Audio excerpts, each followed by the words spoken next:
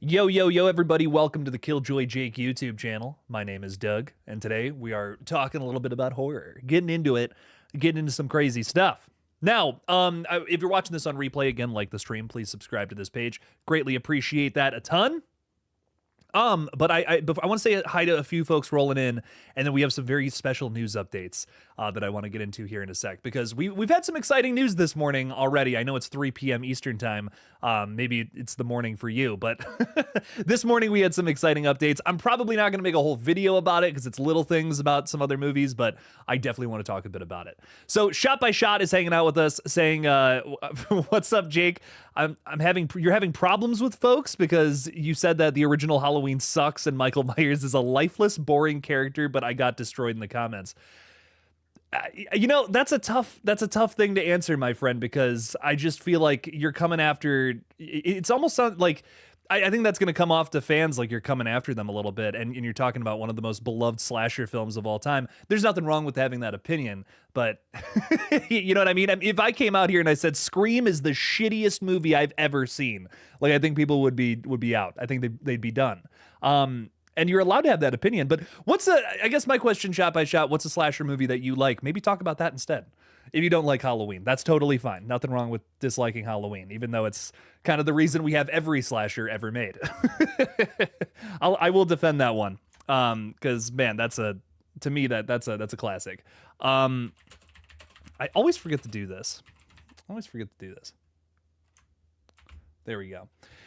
Who else is hanging out with us? We got RJ Skurenki saying, "It's Wednesday, let's talk some horror. Loved that Terrifier game playthrough the other day." RJ, I appreciate you for watching that over on the gaming channel. Thank you. We are nearly at 900 subs over there. Would be pretty cool if we could hit that sometime soon. Subscribe to GullGotha. It's a really fun page. Thanks for being a member too, RJ. Appreciate you a bunch. Gory Tiger is saying, "What up? What up, Gory Tiger? How's it going? Welcome in. We got some other friends hanging with us, like Victor Simpson saying the legend returns. What's up, Victor? How's it going? Welcome in, man. Appreciate you. Giovanni Famularo, maybe? Hey? Oh my God. Oh my OMG. What's up, my friend? How are you?" You're excited for 28 years later? Dude, me too. I'm seeing it at the earliest showing I possibly can. You guys don't understand. I've been waiting for this movie basically my whole life, like since I was a child. I've been waiting for this for tomorrow, and I can't wait. So this is I don't even know. The emotions I'm feeling right now is just pure excitement. Oh man, Froggy Fresh Shitpost is saying, "Was gonna see 28 years later tomorrow, but my boss wants me working last minute." Fuck your boss, dude. Don't actually, not like that. I mean, like, give your boss the middle finger. Go see this movie. I'm kidding. Do what you got to do, my friend. Picky Piggy 180 is saying, "Hi, Jake." Hi, Picky Piggy. What up? What up? Cinema Calories is saying, "Yo, hey, yo." No calories with this cinema. Come on now. Your Favorite Liar is saying, "Hi, Jake. Glad you're on live because my dog just died." Oh my God. That's awful, dude. I'm so sorry. Let's get your mind off of it though. Let's talk about horror movies that are fictional terror and trauma. I'm so sorry about that, dude. I just had an incident with my cat where, like, I love my cats, but they're dumb. And I was like, "You're gonna die if you do that." I'm like pulling him away from something. So I understand. I'm so sorry, my friend. As someone who loves animals, I can imagine that's just heartbreaking. So I'm so sorry to hear that. Hopefully we can take your mind off of it, have some goofy chatter back and forth here. Chelsea's Afternoon Delight. What up? Welcome in. Thanks for hanging out with us. Appreciate you. I don't know why I'm looking over here. I literally have all the chats on this side of the screen, but we're fucking around. We're having fun. Letitia Collins, what's up? Hello. I can't wait for I know what you did last summer. I'm hyped for it too. Looks like a lot of fun, especially after that last trailer. It's gonna be a good time. Critical Overlord is also with us saying, "Jake, why did you abandon the Chucky show?" Do I really have to defend that point?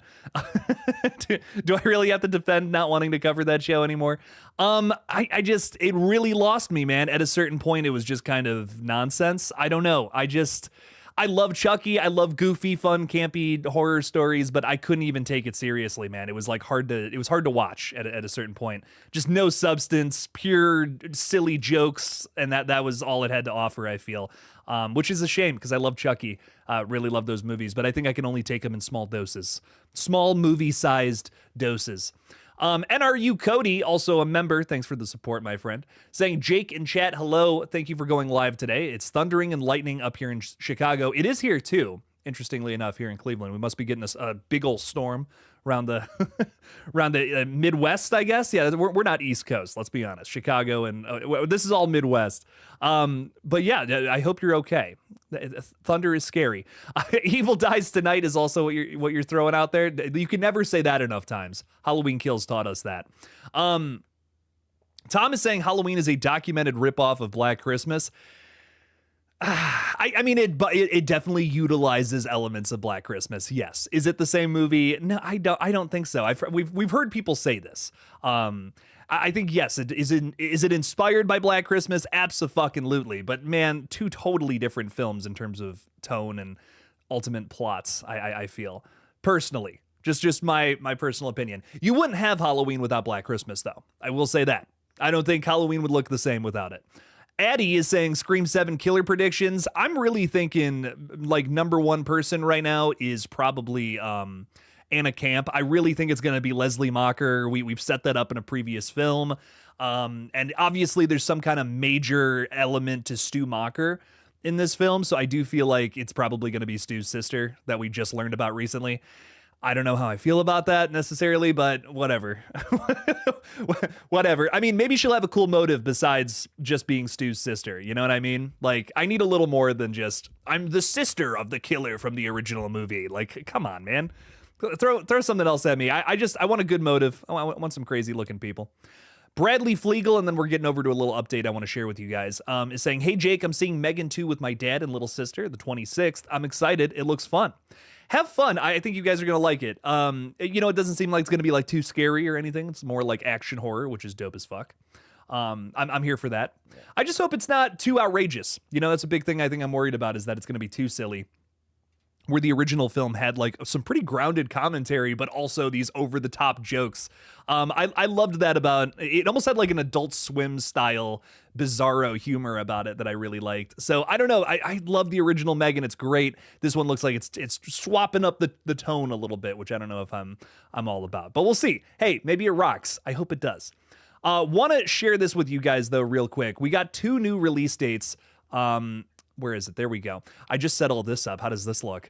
Oh, it's exciting. And the chats are going to pop up. So someone throw out a chat so we can see them. I want to make sure it works. But we just got some new release dates for 2 movies that I'm really excited about. One is the new Silent Hill film, Return to Silent Hill, coming out in January of 2026. Bloody Disgusting reports, or I guess Deadline reported first this morning, that it's coming out on January 23rd of 2026. Is that a little worrisome? Absolutely. Because January releases, that typically is a dump month for Hollywood. They put out some of their like, this movie didn't come out so great, so we're going to just dump it in January, see if we can make some money off of it. Definitely worrisome with this movie, and also the Silent Hill films don't exactly have the best track record. I love them, though. I don't care. I know they're trash, and I'm going to eat it all up like a little raccoon. I'm the same way. Feel the exact same way with this film, even if it's trash. What wasn't it? It's Christopher Gans, I believe. Yes, the original director of the first movie came back to write part of this one alongside some other folks, too. Jeremy Irvin stars. Hannah Emily Anderson is also stars in this film too, which is cool. But yeah, I don't know. I'm very excited for this one. Love Silent Hill. Big fan. Can't wait to see what this one's all about. But then we also had this one. So my Halloween Ends fans, everyone get ready. Here we go. New movie with your boy Corey.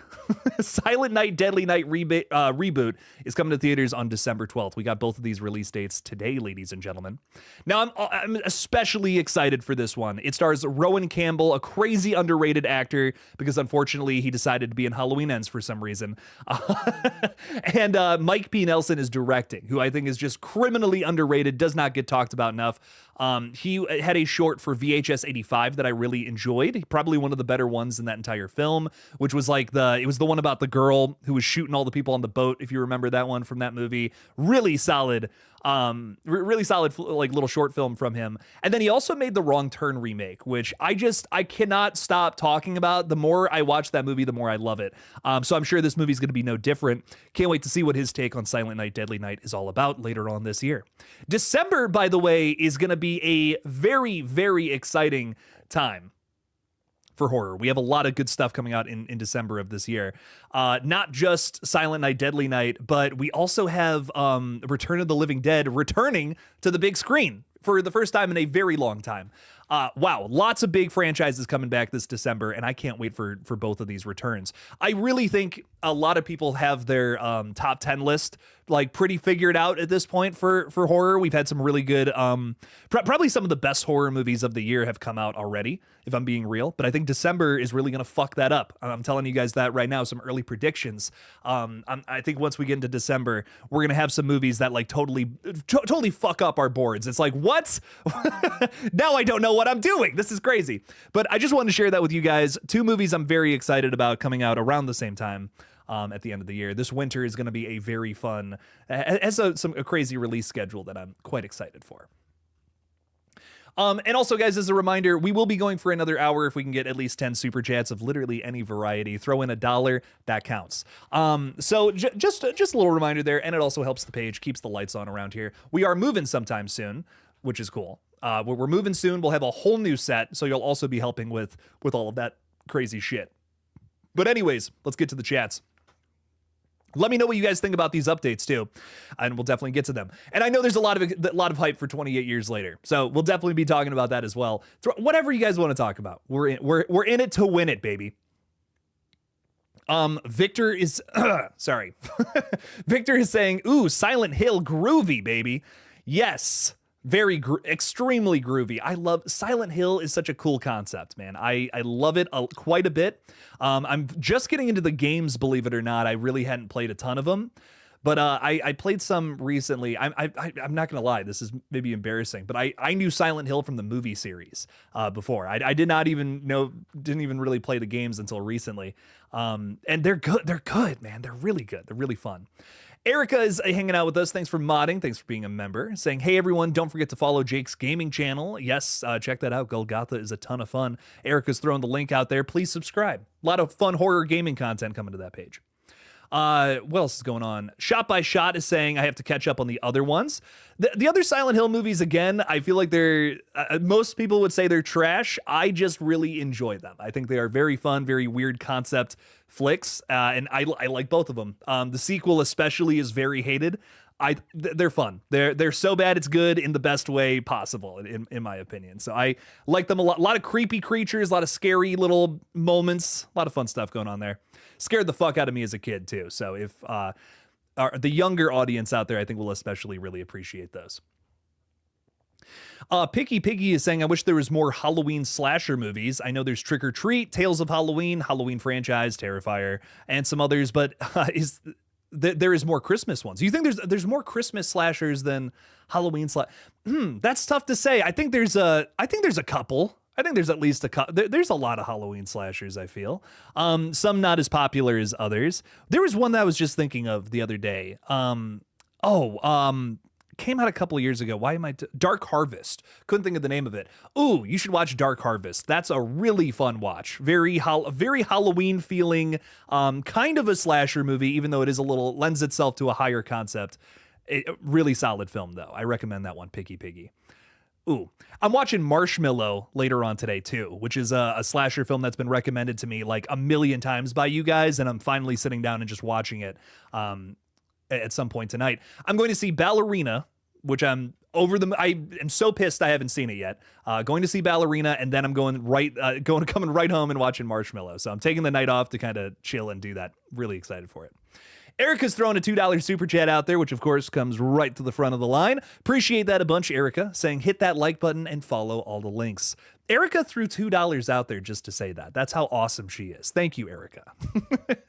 I appreciate you a bunch. Thank you. Means a ton. Nice seeing you on the stream too, by the way. I know you weren't able to come on Monday, so thanks for hanging out with us. Jason Temple is saying Jake collab with 3C Films.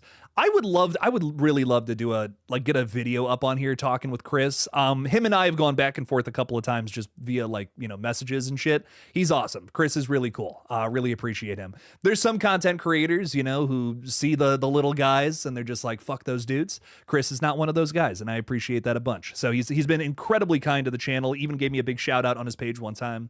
I appreciate him a bunch. So Chris is amazing. I'd love to talk maybe some Scream with him sometime. Might have him on the page, see if we can get something coordinated, make something happen. I'd love to get a video out. I want to start doing more video collabs. We've done a lot of on this page, we've done a ton of different live streams with folks, which has been fun. But I recently collaborated with Lauren Alenia a couple of times and doing those videos. They were really, honestly, some of the most fun I've had making videos has been just like chatting with other people when we're not live, like just a focused discussion on something and like editing it down into something. So I might hit up Chris to do something like that sometime soon. That would be fun. Oh, Tom is bringing up something, an exciting announcement from today, too, that I totally forgot about. Talking about, this is a film title, I swear to God, Teenage Sex and Death at Camp Miasma. Yes, Tom, I am so excited for this film. It's coming from Jane Schoenbrunn, who made, I think that's how you pronounce her last name. Yikes, that's a mouthful. She made I Saw the TV Glow, which one of my favorite horror films from last year. She also made this movie called We're All Going to the World's Fair, criminally underrated. I don't think it was as good as I Saw the TV Glow, but still good, still solid, still really interesting. I'm hyped for this. It's basically her doing her own take on Friday the 13th, and I can't wait for that. I really enjoyed I Saw the TV Glow, probably some of the best visuals in a horror film. Like, and I don't say that lightly. Some of the best visuals I have seen in a horror film. Wow. Like, goddamn, that movie looks gorgeous. And I can't wait to see what she does next. So honestly, I can't even believe I'm saying this, but the thing I'm looking forward to the most is how does that film look? The way she makes her movies look are, wow, amazing. Kyle Gordon, our penguin friend, is hanging out with us, saying, "Good afternoon, Jake. You're so polite." I love that. I just watched I Know What You Did Last Summer, Netflix. What a classic. Excited for next month. New one. The trailer looks good. Yeah, the original is very fun. I have a pet peeve about it, but that's okay. I won't go on that whole rant, but it's great. It's great. It's a very fun 90s slasher movie. And it's got a great cast. I mean, oh my God. Jennifer Love Hewitt, I think is great in the lead role. Freddie Prinze Jr., of course, Sarah Michelle Gellar, Ryan Felipe. We got to give some love to him. I think we're definitely not going to see him in this new one, even though Sarah Michelle Gellar, she was on set for the new movie. So could she be in this new flick? I imagine probably, maybe. It could happen. You never know. But I'm excited for the new one too. This new one's got a great cast as well, which is I feel like a very crucial element of making a new I Know What You Did Last Summer film. I just love Madeline Klein from Outer Banks. She is phenomenal on that show. I think anybody who's able to do a like going from, like an kind of an evil, like shitty character to basically a good guy, like spoiler alert, I guess, her character on Outer Banks, she does that so well. And the writing on that show is fantastic. I love the characters too. I think you could have all that entire cast in Scream and I Know What You Did Last Summer movies moving forward. So I'm really excited for this movie. It's got a great cast. And I think it's going to be good. Really good stuff. Letitia is saying Ballerina is a good movie. My dad and I had watched it.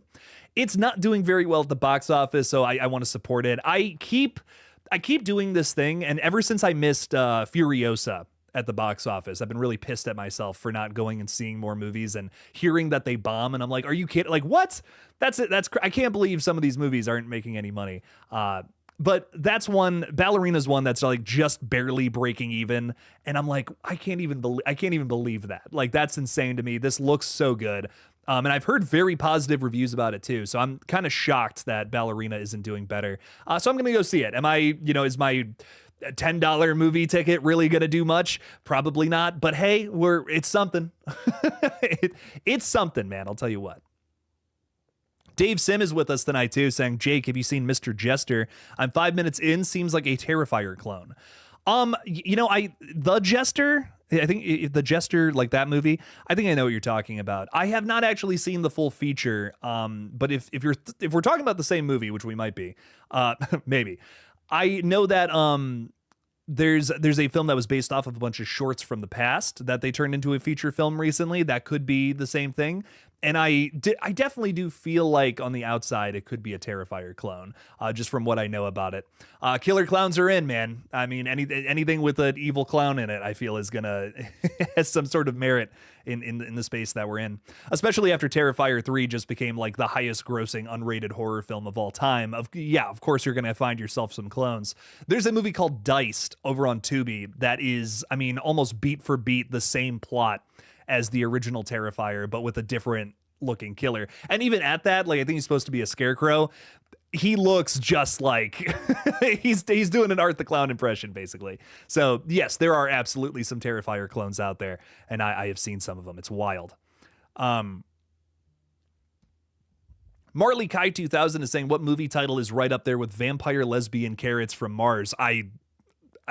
Anything that's as good of a title as that, I need to watch. I mean, there you go. What is it? Attack of the Killer Tomatoes? I mean, that's a pretty good one. That's insane. We're getting another one of those, too. I don't know if you guys heard about that. That's insane. I will always encourage these ridiculous B movies. Like, dude, how can you not smile hearing the word, the made up word, Velocipaster? Who's hearing that and saying, not interested? I don't want to see that. You want to see that. You're lying to yourself. Come on now. Velocipaster? That's insane. Someone came up with that nonsense, bro. I gotta see that. Like, I have to see that movie. That's insane. That's a crazy title. Come on now. Shot by Shot is saying, is Outer Banks worth watching? Absolutely. I went through all 4 seasons of it like very quickly. Like, only took a couple of weekends to get through that. It was a very good show, very good watch. I enjoyed it quite a bit. Talking Star Wars is also with us, saying, also I read on Bloody Disgusting, Ethan Embry auditioned for Stu and Randy in the original movie. I plan on doing a video about this sometime soon because I want to talk about that specifically. He was auditioning to play one of the killers in the original Scream. Now he's in Scream 7. You know, does that make him a suspect, so to say? So I'm working on a Scream theory video right now regarding that. Really interesting update there. I'm excited because I think Ethan Embry, I don't mean this in a negative way, but I feel like he does kind of look like a killer. I was saying that about Asa German, who's also part of the cast for a little while. And I'm like, I'm not trying to insult these guys, but like just looking at them, you know, face value. If we just had their face card and we're casting for a role, I could see them playing serial killers, which I feel like isn't a nice thing to say. You know what I mean? I feel like that's not a nice thing. But at the same time, maybe they're perfectly cast in this film as killers. Who knows? Again, my lead person who I think it is 100% Anna Camp. I'm really that's with basically no knowledge on what the story is going to be about and who's our killers. That's just my guess as of right now. Some people are saying that there's leaks. I'm not looking for those. Sorry. Not interested in spoiling the movie for myself. I already know too much. I already know some things that I'm like, I wish I didn't know that, but here we are. Madison is joining us too. Hello. Your boss is shadowing you? That's not good. Be careful. Be careful. Hi, Madison's boss. This is the boss I have to be nice to. So we were talking about somebody else's boss earlier, and I told him to say fuck him. I got to be nice to Madison's boss. Milk Beard is saying, how you doing, Jake? I don't have any milk in my beard, so I'm doing pretty okay. Wanted to ask, when do you think we will hear official news, maybe a teaser for the A24 Backrooms movie? Well, we finally got an update on this recently, my friend, which is so exciting. They are finally shooting it, which it's been a couple of years since this got announced. My guess with everything is the director is very young. I believe currently just entered his 20s, was 18. I think was actually younger than 18 when he signed on to do this movie. So it's been a couple of years. I understand that though, because I feel like there's probably some weird legal shit with that too. It's like, well, the guy's not even a legal adult yet. That might be a problem with signing contracts and yada yada whatever. Now, Kane Pixels, the gentleman directing this upcoming movie, is actually a legal adult. I feel like they had to figure some stuff out there. This is me speculating, of course, but that's my guess as to why it took so long. Our director was 17 when he signed on to direct this movie. Now he's like 20, 21. I want to say something along those lines, 19, 20. I don't know. He's older than he was, right? It's been a couple of years. But I imagine we'll probably get a teaser after they film it this summer, which they are going into production very soon for it. Well, if I had to guess, like, when is this movie coming out? Probably sometime next year. Kane works pretty fast. I mean, just looking at his YouTube channel, I can imagine we could get it probably spring of next year, maybe even next summer, sometime around there. So that typically means we'll see a trailer maybe around the same time as when we see the Scream 7 trailer, like beginning of winter, end of fall. That would be my guess. But great question, man. I'm really excited for that one. I can't wait. I can't wait to get some more news on it. JDC93 throwing a $5 super chat out there. Thank you for the support, my friend. Saying, I don't have friends, I have horror movies. Well, you're in the right company, my dude. My guy, 28 years later, and Weapons, I'm totally excited for. Seeing 28 tomorrow. Love my bro. Keep it up. Thank you so much, JDC. It really means a lot. Thank you for the support. I am very excited for this movie. I've been saying it all night. I'm saying it again. 28 years later, I've been basically waiting for this movie my entire life. I saw 28 Weeks Later when I was just a wee lad, and oh my God, it scared the fuck out of me. I literally just watched it again 2 nights ago, and wow, I mean, I was giving it a lot of shit on these streams. I'm like, 28 Days Later is a classic. The sequel's okay. I am so wrong. Can I just say that? I think arguably Weeks is better than Days. Big reason I'm saying that is, I've seen more films. It's been a couple of years since I rewatched both of these movies. And the thing that I'm noticing about 28 Weeks Later, my new take on it after watching it again, is that it is such a French horror movie. I mean, it is so French, it hurts. The original is a British horror movie through and through, and I love that about it. But there's something about French horror, man. It always just rubs me the right way, man. So many French horror movies I can name on here, like The Substance. Oh my God, Inside, another great one. There's that zombie one, The Night Eats Us, or something like that. There's so many really good French horror movies. Switchblade Romance, which has a different name here. High Tension, another great French horror. They all kind of have a similar vibe. They're all super over the top, super dark, and typically end in tragedy.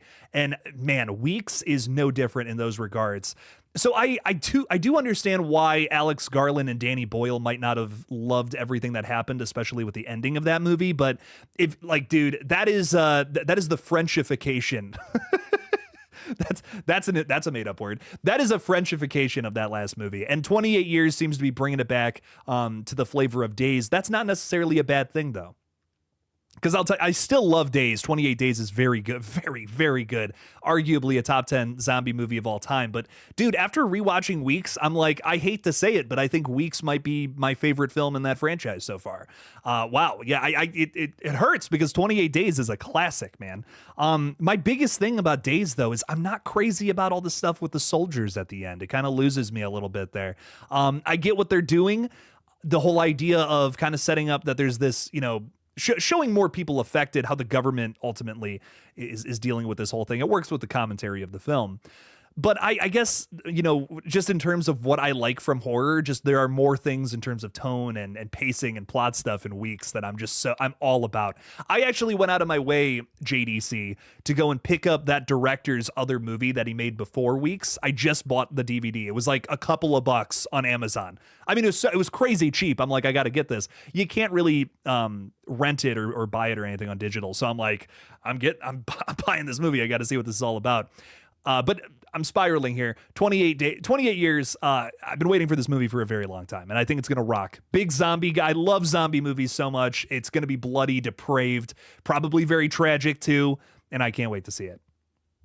You're also excited for Weapons. Hell yes. Weapons is one of the most mysterious horror films that has come out this year. Or is to come out this year. I don't even know where it's going. We've heard from third-party sources and some leaks that very similar to Zach Krager's first film, Barbarian, it's once again going to have a bit of a shift in the middle where you think this whole thing is going one way, but then bam, out of absolutely nowhere, it's going to go a completely different direction. So we know that it's about these kids who just wake up in the middle of the night and leave, and they never come back, and they're never found.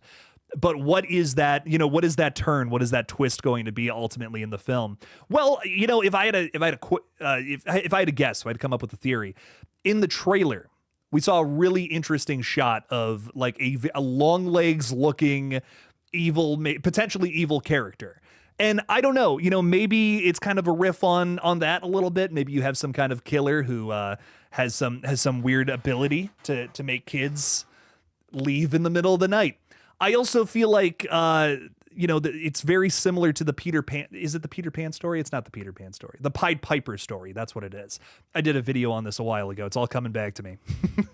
It's very similar to the Pied Piper story where dude plays his little fiddle or whatever, and all the kids start dancing and leaving the town, if you know that story. So could it be a horror villain inspired by that kind of little grim fairy tale there? I think so. I think it could be. Is that a grim fairy tale? I'm speaking nonsense at this point, but it's, very heightened fairy tale style story. So that to me, yeah. And Marley Kai's even throwing it out there. It might be a modern day Pied Piper who's evil. I mean, I guess the Pied Piper was kind of evil if you know the original tale, but yes, modern Pied Piper, evil, stealing kids. Why? We'll find out very soon here. But I'm excited for that one, JDC. Thank you for throwing out that super chat. It means a ton. John Best is also with us saying, Jake, it's been a minute. How are you, bro? Vibing out. Talking about horror movies. Nothing's changed. In case you were like, I wonder what's happened. That. JDC is also thrown out there. Also, bro, thanks for this amazing community. You all keep me entertained during my working hours. Good. That's good to hear. I'm glad to hear something like that. Really does mean a lot, dude. Thanks for hanging out with us. Thank you for supporting the page. Really does mean a lot. Tom is asking if I saw Dangerous Animals. I did, and I put out a review that nobody watched. So Tom, go watch it. It's very good. Some of you watched it, not a ton of you. That's okay. We have 34,000 people here and 700 people watched it, but hey, give it a watch. It's a very good video. I liked that movie quite a bit. So if you want to hear me glaze this bizarre shark movie, there you go. That video exists. Dogpack 1979 is saying, Jake, have you seen Dangerous Animals? Pretty good. Yeah. I swear I didn't even read the question. I just saw the new name and I'm like, let's get into that. Hilarious. No, I loved Dangerous Animals. I saw this in theaters like basically day one. I was pretty blown away. I was not expecting much from it. And it's currently in my top 10 of the year. I was like, wow, that was way better than I thought it was going to be. I'm always going into shark movies nowadays just saying like, it's going to be whatever. I'll see it. It's not going to be Jaws. And this movie wasn't Jaws. I don't think it comes close. But tell you what, it's one of the most inventive shark movies I've seen in a very long time. And I can't say that about a lot of them. So many of them just try to do the same thing that Jaws did in some different setting or with different kinds of characters, whatever. This was interesting because the sharks weren't seen as the villains. We have a human villain who is tricking sharks into eating people. That to me is fascinating. That was a really cool concept that was explored here. And honestly, this is not a spoiler. I won't go into spoiler territory with it. One of the most hard to watch moments of the entire film does not involve this gentleman, this awful psychopath we're talking about, or the sharks. Surprisingly enough, one of the hardest to watch scenes. There is many, many surprises in this film that I think you guys will enjoy quite a bit. So blown away by pretty much everything that this one got into. So had a really good time with that one for sure. JPR is saying, I got a job. What's up, Jake? I'm glad you got a job. Congrats, dude. It's been a minute. I'm curious what your take on the Black Phone possible franchise will be like if Black Phone 2 is a success. Funny you throw this out there. I'm making a short about this after this stream. We had some really good comments come in from our members on this page, which I'm currently doing a short. If you guys reply, if you're a member and you leave me a comment that's a question about horror, I may make it into a short. So let's leave some of those for me. I currently have 3 really good questions from members that I'm working on videos for. One of them involves the Black Phone 2, though. I am all about this series becoming a big franchise for Blumhouse. I really am. I think Black Phone 2 is a really good idea so far. Obviously, the future of this potential franchise depends on the quality of this upcoming film, which I still, even though I'm impressed by the trailer, I still feel like is a 50-50. Could this work? Is this going to work? Is this not going to work kind of thing? Because it's a swing. I mean, no matter how you spin it, it's a swing from the last movie. The question I got from a member recently was, I don't know if the Black Phone 2 is going to work because doesn't it sort of water down the triumphant ending of the previous film? And I don't know if I can disagree with that entirely. I think this gentleman who we're talking about in question, his name, I cannot remember who it was, but someone asked that question, and I thought that's a pretty good point. Like, does it take away from that triumph at the end of the last movie? Now the grabber is hanging out in Ghost World with the ghost kids. Like, that fucking sucks. You know what I mean? I understand. I do understand that, being a little upset with the overall concept of Black Phone 2, but I do really like turning the grabber into a supernatural Freddy Krueger style killer. That is really cool. Hopefully it doesn't, smash the original film too badly. I really like this concept. Is it a bastardized version of Freddy Krueger? Absolutely. But that's okay, man. It's not like we have any new Freddy movies on the way, If the best we can get is an imitator, I'll fucking take it, man. In a Violent Nature, I fucking loved. And again, we don't have any new Jason movies coming, unfortunately, because of whatever the fuck Jason universe is. But will I take In a Violent Nature instead for now? Yeah. And we're getting a sequel to it? Let's go. I'm here for it, man. I'm here for just watching Jason walk through the woods and kill people. Some people some people do not like it. I fucking do, man. I will never forget watching the screener for that film and seeing that fucking kill and being like, I can't talk about this for a month. Are you kidding me? Like, I don't know how I'm going to contain myself. One of the greatest kills in a horror film is in that movie. I'm just going to say it. Wow. I mean, that was good enough for me to be like, I need to buy this film. I need to own this. I will rewatch it many, many, many more times. What a movie. Goddamn. So can Black Phone 2 capture that same success where there's so many Nightmare on Elm Street fans who are just clamoring for a new flick? Will they be satisfied by Black Phone 2? I sure hope so. That was a really long answer, so let's catch up in the chat a little bit here. I don't like that. I don't like this name. I'm not even going to say it, but hello, fella. I hope that name's a joke, saying, I hope they do a 28 Decades Later. I love those movies so much. They're doing 2 more after this. We're getting a whole new trilogy. So how about them apples? Wow. Movies in Full is saying, I think Black Phone 2 has a lot of potential. Hoping they execute it well. I agree. I think the Ethan Hawke playing Freddy Krueger, that alone is is fucking sick to me. So I'm all about that. I really hope it's good. I'm really rooting for it. I'm always rooting for Blumhouse, and I know some people will hear that and they're like, why? Blumhouse is making a lot of trash these days, and they are. But man, like when I was growing up, I mean, the new Blumhouse movie is in theaters this weekend. We're going. I mean, like that was the vibe when I was in middle school and high school. It was like new Blumhouse movie. We're there day one. I mean, that it was a thing. I mean, it was like no matter what they put out, we were going to go see it. And not everything hit back in the day, admittedly, just like how it does today. But there was way more hits than what we've gotten from that company recently. But man, whenever Blumhouse does have a big hit and it's something good, it does make me very happy. It makes me recall my days falling in love with horror through that company. So I'm always rooting for them. I really am. Even though they put out some stinkers lately. But man, I want this to be a hit so bad. I really hope it's good. Speaking of which, we have Megan 2.0 next from the company, which comes out next week. And I'm, worrisome about this one, which is why Black Phone 2 needs to be a hit. Simple as that. Simple as that. This movie needs to work. So here we are. Hopefully Megan 2 is good though. And I really can't wait to see that one, because that's another one where I'm like, I don't know if this is going to work or not, but it's a sequel to a movie I really like. So maybe it'll be good. Tom is saying, do you think we'll ever get an actual new Freddy movie? Would you want a reboot or a continuation?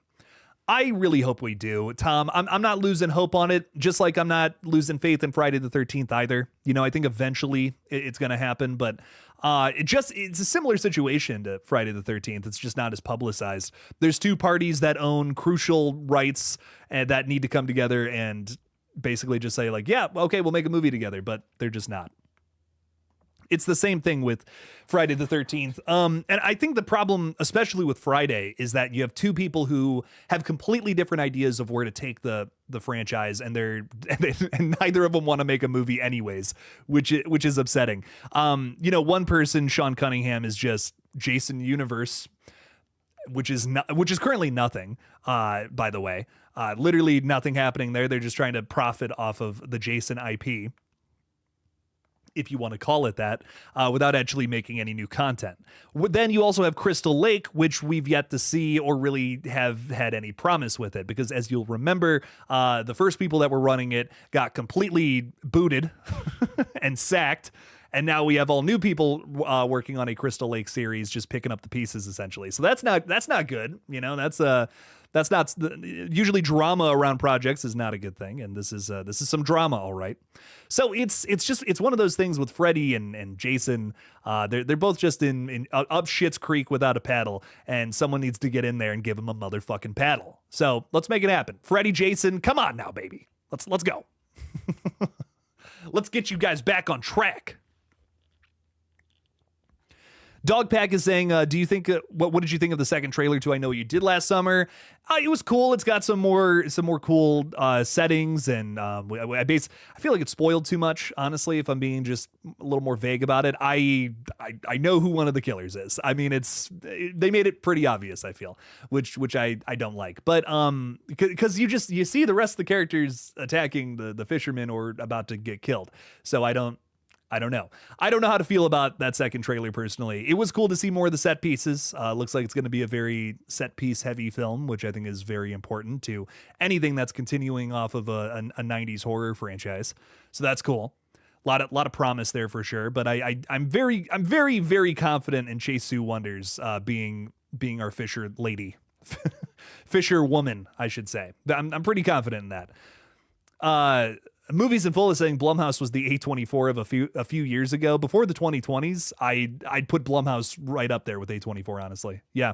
I really liked a lot of their movies, and then I don't even want to say they went too commercial. They've always been commercial, but they always had quality in their films. You know what I mean? I like art house. I like commercial stuff. Just make it good. There's a good way to make that. You can put a lot of effort into all kinds of different movies and make them good. But just lately, there's been a lot of releases where I'm like, that's just lazy, man. Like Imaginary copies the exact same third act as Insidious, the last door, or what was it, Red Door, the fifth Insidious film. It's the exact same ending. We're gonna paint over the door to the imaginary realm.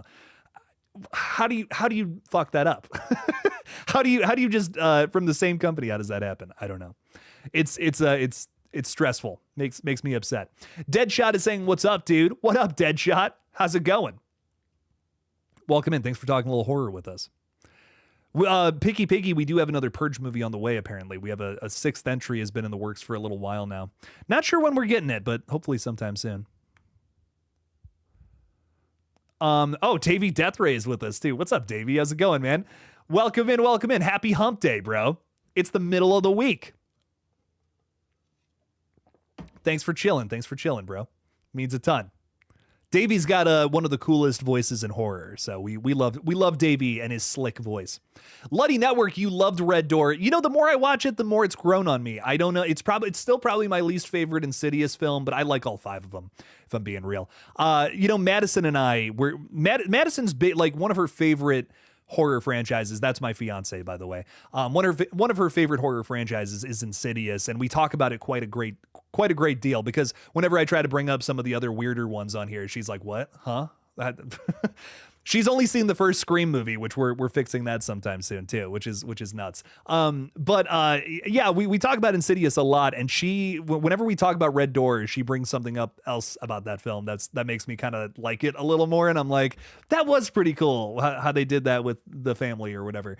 So she's made some pretty good points about that. It's grown on me. It's still my least favorite Insidious film, but I do like it I like it a little more than I used to. I guess the ending is my thing that I just wasn't as crazy about. It's the first two acts though, pretty solid, pretty cool stuff. Tom is saying Blumhouse just got watered down. They started doing too many projects, especially when they signed a deal with Hulu for those 1 hour projects that are just cheap and sad. Yeah, I mean, most of those are pretty rough, but there was one or two of them that I didn't mind. One or two of those were cool. What is it? It's like Into the Dark. Is that what that series was called? There was like one or two of those that was like solid. They had this movie called Pilgrim that they made. I think it was called Pilgrim. That was really, it was like a Thanksgiving, like kind of psychological horror film. I liked it. It was cool. It was solid. There was another one that was really good. I think it's called like I'm Just Fucking With You. Like I think that was actually the title. That was a frustratingly fun film. Frustrating in a good way too, I feel. It was like there was an antagonist character who was just doing something to another character at the whole time, and dude just kept falling for it. It was like a horror version of Looney Tunes in live action, and I thought it was cool. So most of those suck, I will admit, but there's some diamonds in the rough, you know? There's one, I remember I watched one that literally just rips off this, what was it? There's an elevator horror movie, and I don't remember what country it comes from. But there's this movie called Down about these characters who are trapped on an elevator, and one of the Into the Dark ones like just rips it off so bad. And I don't even think it gives credit to it or anything. It's like it's the same story. It's like, damn, bro, brutal. Tom is saying Neon is greater than Blumhouse. Neon is like the best company making horror films right now, bro. Neon is usually knocks it out of the park. Even the movies that I don't like from Neon have a ton of merit. Like, you know, I famously, no, I'm not going to say that. I wasn't crazy about Long Legs. I had some issues with it, even though there was a ton of things I fucking loved about it. The vibe and the slow burn, like cold case vibe of it, dude. Ooh, wow. Long Legs had some really cool things going for it. So I don't know, even if I didn't like the ending, still a lot to love there. You know what I mean? Neon has a lot of great movies where like something I might not have liked that maybe takes me out of it a little bit, but all their movies have some sort of merit about it. They're not just like wastes of time like Imaginary and and Night Swim, which were yikes. Kitan? What's like Kitan? Hello, my friend. Welcome in. Thanks for hanging out. Thanks for talking a little horror with us. How are you? Cozy, I hope. Chillin' like a villain. David Primero is saying, I think Insidious needs to continue the story of Elise after part 2, when she and the two dudes continue to help with that one kid. Well, the problem with that is that one kid is Jenna Ortega. If you go back and watch Insidious Chapter 2, that's Wednesday, baby. And she's a little popular these days. So I would love that story to be continued too, but that budget would have to be something special because she's currently an A-lister now, that little girl. So I'm into that, you know. I'm down for Ghost Elise to come back, get an actual continuation to the franchise. That's not what part 5 was. But yeah, that's going to be a tough order right there. My Chunky Jordy, Gina, thank you so much for throwing $2 out there. I appreciate you a ton. If you got something out there in the chat, we'll throw that up. I might have missed something. I don't know. My eyes aren't as good as they used to. You'll notice these glasses on my face. If I took these off, dude, I wouldn't be able to read the monitor, believe it or not. But Gina, I appreciate the $2. Thank you for the support. Means a ton. Oh, Brandon, I've heard of this show. Recommended show on Sci-Fi, on Syfy called Revival. I've heard of Revival. Someone else I know has recommended that to me, Brandon. I'll have to check that out. Revival. Very nice. I missed this comment earlier. Someone was asking about Smile 3. Luddy is saying, do you think they'll ever do a Smile 3? Kind of difficult to have a grounded sequel after the last one. Yes. Here's what I think they could do for a Smile 3 to, again, you know, make it different, right? We went from grounded horror story in the original, which was really fun, really solid film, made a ton of money, to the sequel that was even more over the top, even more insane, and just like larger than life feeling, because you got a pop star as the main character. Your tone's got to kind of kind of vibe with that too. I loved Smile 2, maybe even more than the original. It was awesome. Smile 3, see, here's the thing.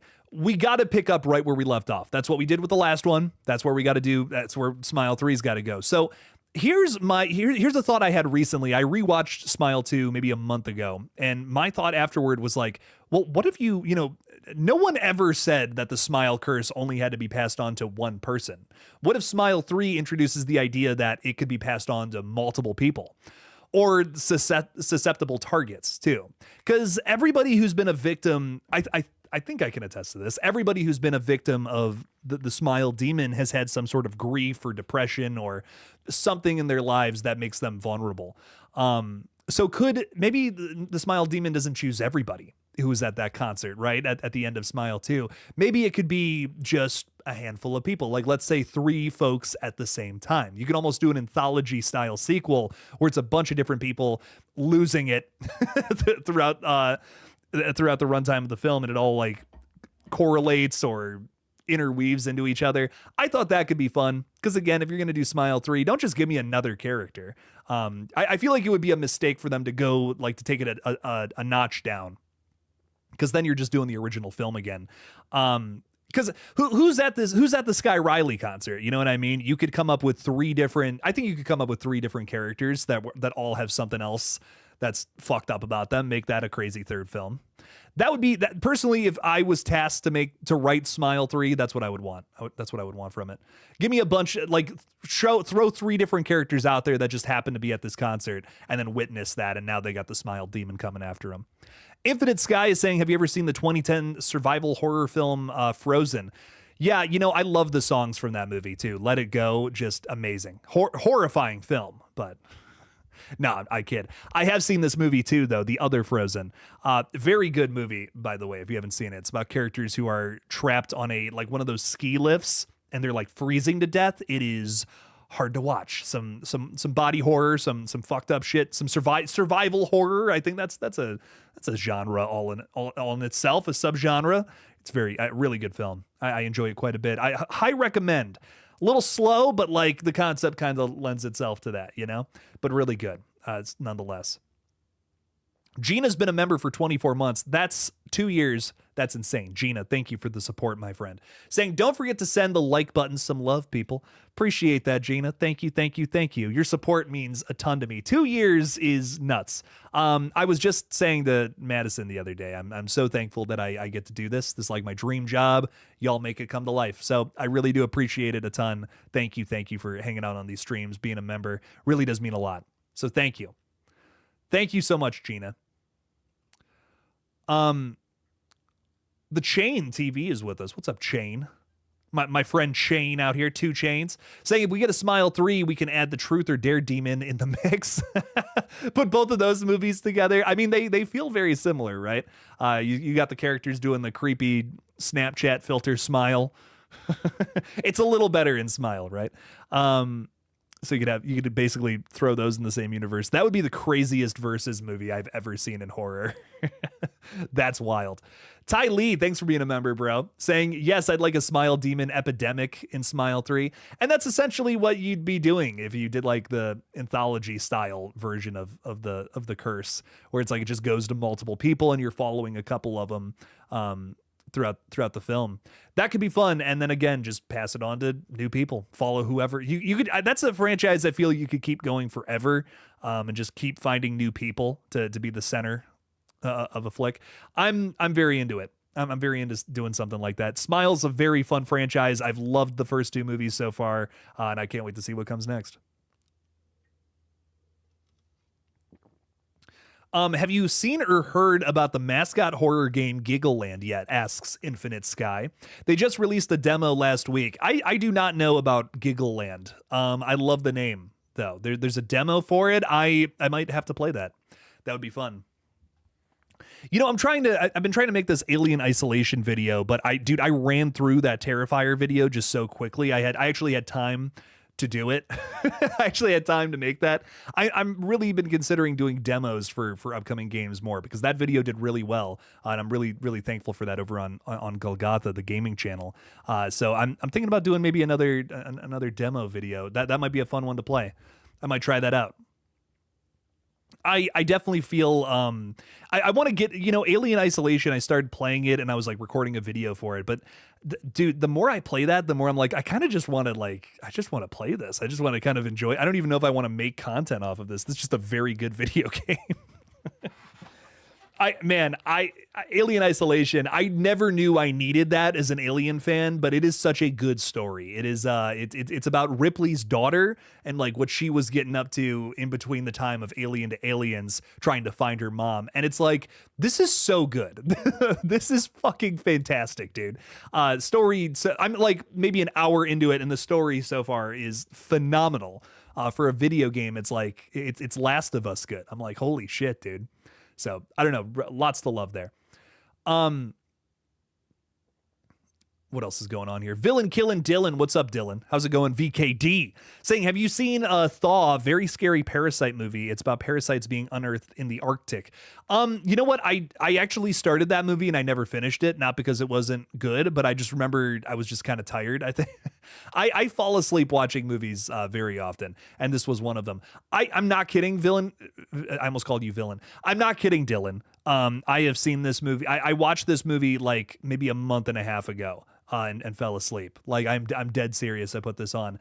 It had a really solid start. Again, maybe a little slow to get into, but like when it was getting there, it was like, this is cool, dude. This is there's some cool shit going on here. Really solid start to a horror flick. I love me some creepy, weird sci-fi and just body horror in general, which this movie kind of gets itself into. But I remember being impressed by the start of it.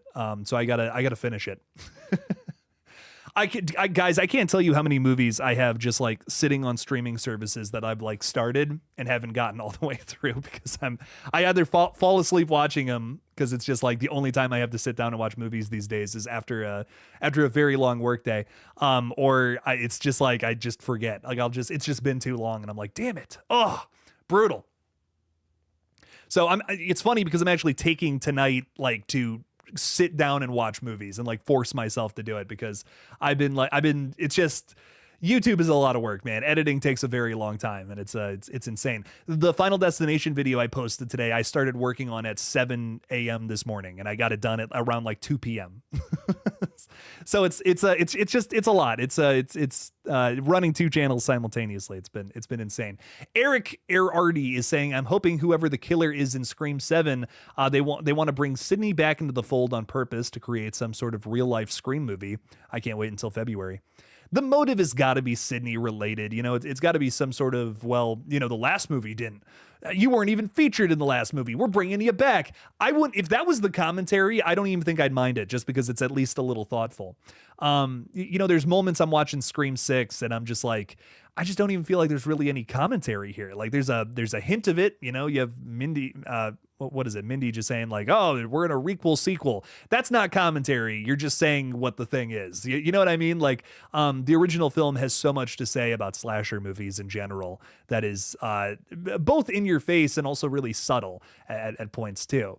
The most subtle and probably most powerful thing about the original Scream is you have a character who is a virgin, is deflowered, and then still comes out on top. You're saying something. You are saying something by doing that, by breaking a rule that your characters have established, and that other movies in the subgenre you're working in typically establishes. So to me, if you want to do meta commentary right, it's got to be more than just dialogue. It's got to be do something, you know what I mean? Look at what all the other franchises are doing and do something the opposite.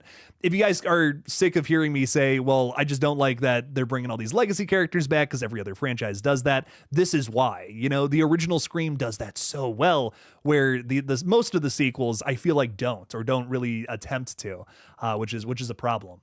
So I want to see, even if it fails and flops on its head, I just want to see them actually just try to have some sort of commentary on what's going on in the world of horror right now and do the opposite and take it down a different direction.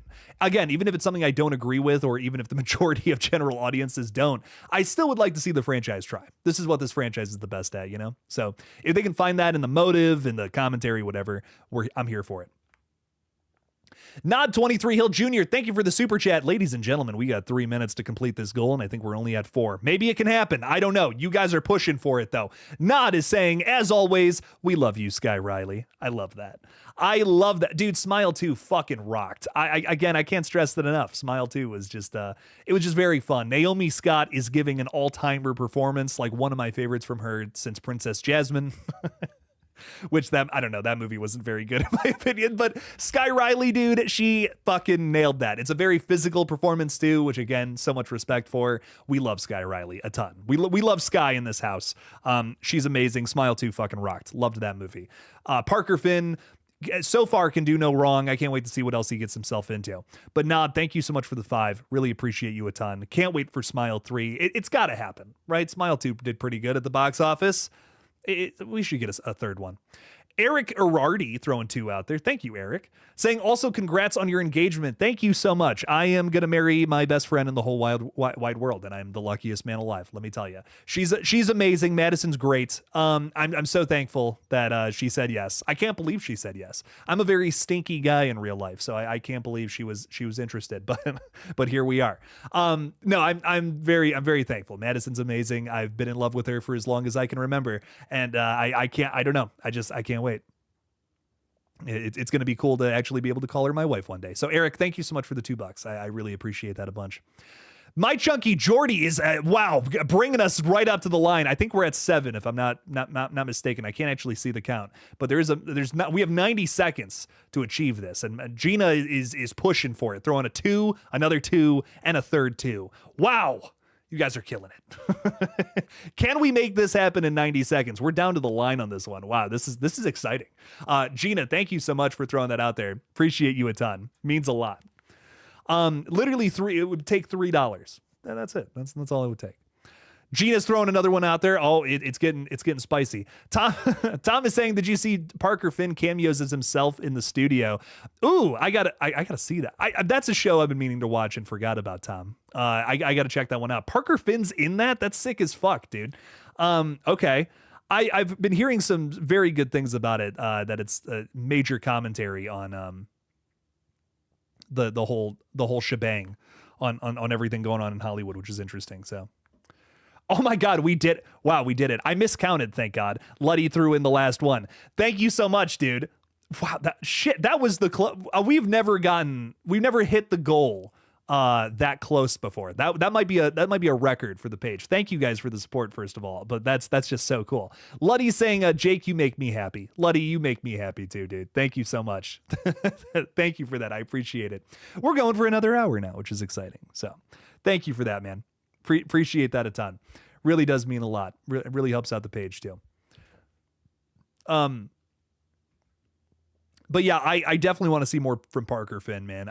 Smile 1 and 2 were very impressive to me, and I just remember him getting that first look deal from Paramount and just being like, wow, that movie made a lot of money, but that's kind of crazy to give it to a guy who's only made one feature film, But I think it was very very deserving, and now that I've seen what he can do with more money, he's clearly putting his money where his mouth is, I guess is my point. Because Smile 2, I thought, just in terms of cinematography, in terms of acting, direction, just everything was a step up from the previous film. And I don't know, I'm excited to see what he does next. I'm excited to see him not do a Smile movie, though, too. I think you can really judge a director by them tackling different kinds of horror, or different just genres, whatever, different kinds of stories. It's something I'm excited to see Parker Finn move out of, as well as Damien Leone. I want to see what else these guys can do. I understand, though, in both their situations, they both have a hit on their hands that allows itself to be a franchise, and they're both just running with it. I would do the same thing if I had one movie that was just this big, grandiose idea that you could just keep going on and on forever. Yeah, I'd run it into the ground too.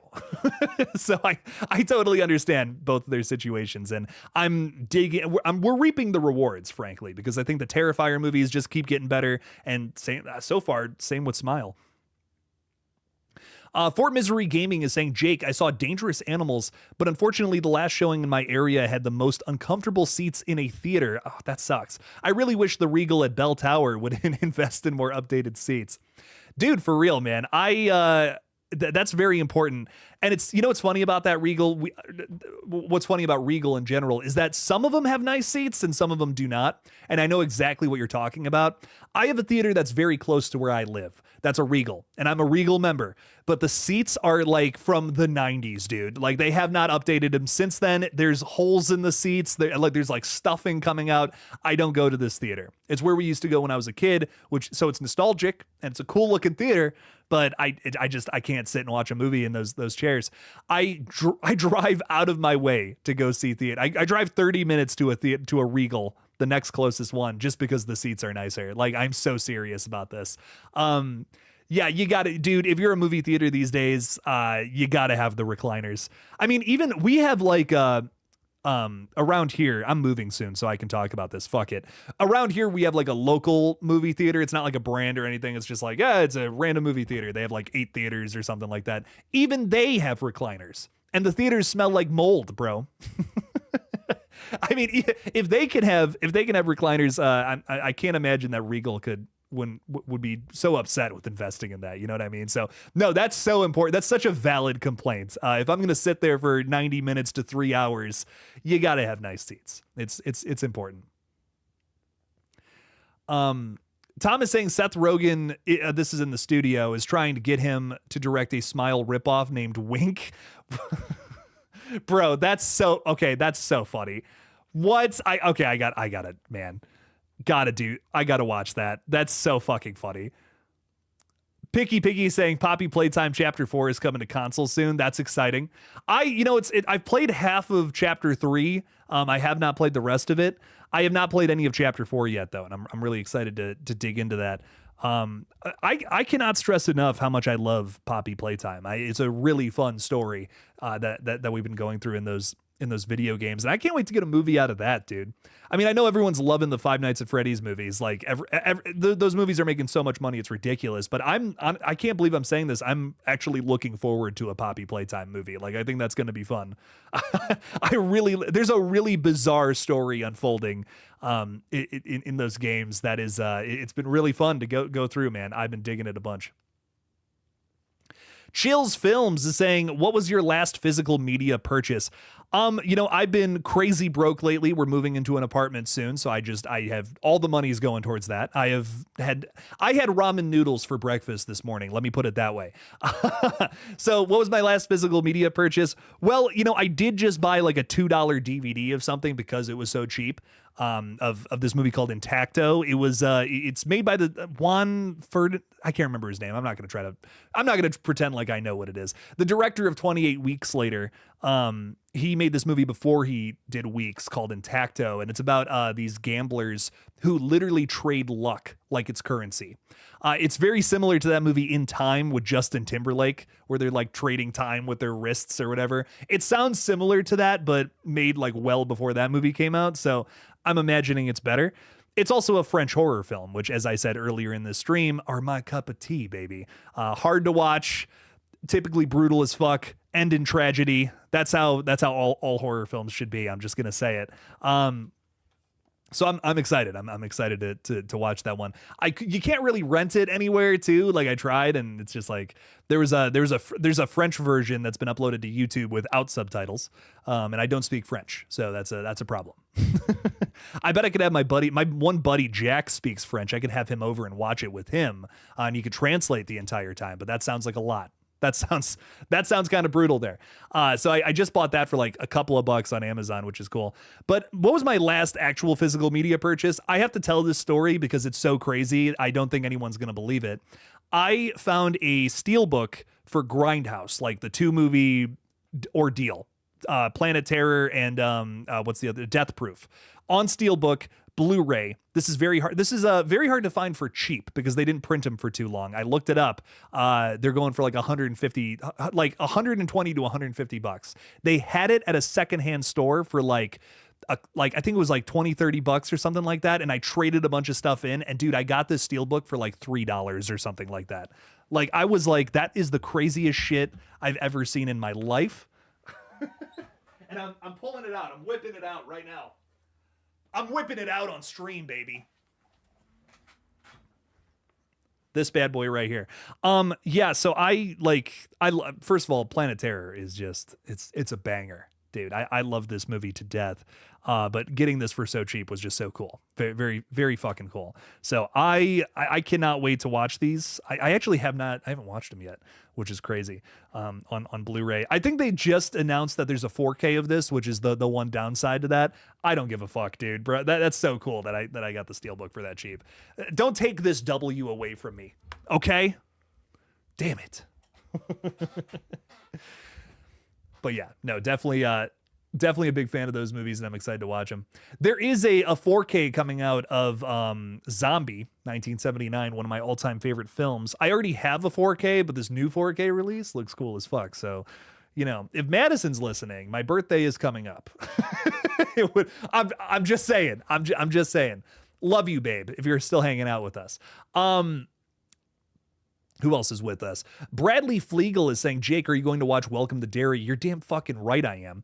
Very excited for Welcome to Derry. I'm going to be covering that one pretty closely.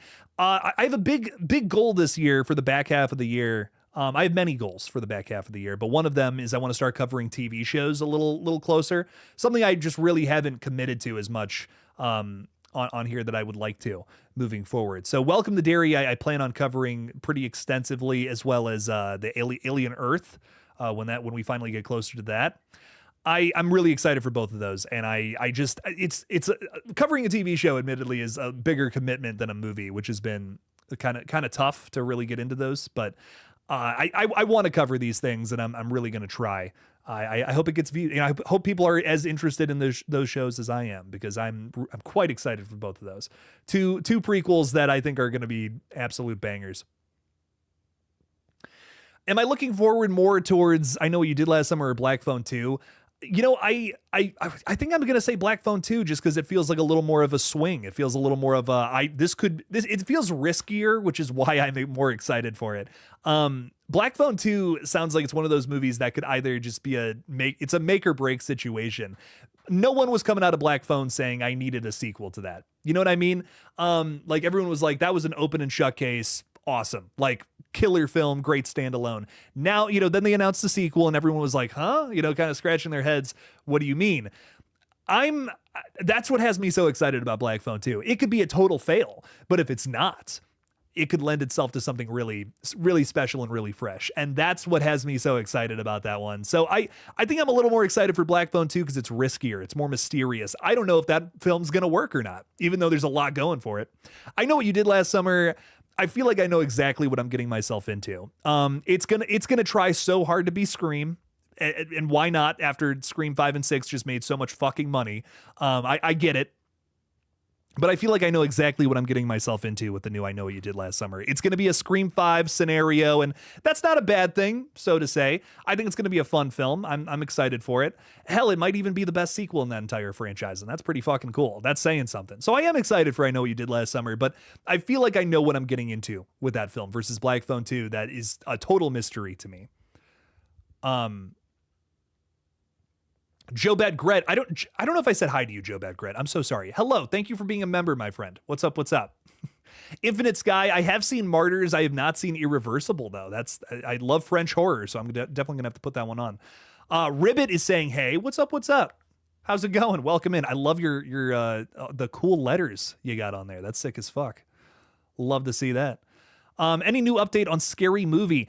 You know, it's really Scary Movie 6 has been a weird one, man, because there's been some updates, but like it's people posting to Facebook, which I don't know if you guys know this or not. There is so much like fake shit on Facebook regarding horror news in particular. I don't know why it's specifically Facebook and why it's specifically horror news, but there is so much like updates, so to say, from people who are like, oh man, this is happening in this new upcoming movie, man. And it's like, there's absolutely nothing backing that up, which is bizarre. So I don't know what's going on with Scary Movie 6, if I'm being real. I've had a lot of people message me and say, hey, they're doing this in Scary Movie 6. I look it up, can't find even a shred of an update on what they're talking about. And then I find a Facebook post that talked about said thing. And I'm like, what? I don't go on Facebook anymore, really, like I did in middle school. But yeah, I guess Facebook has just turned into a hub for not real news. That's really brutal, man. But Scary Movie 6, I don't know what to believe anymore because I've heard so many things, but I don't think any of it's true. I imagine some of it's based in like theories, right? Like some of it I've heard like makes sense.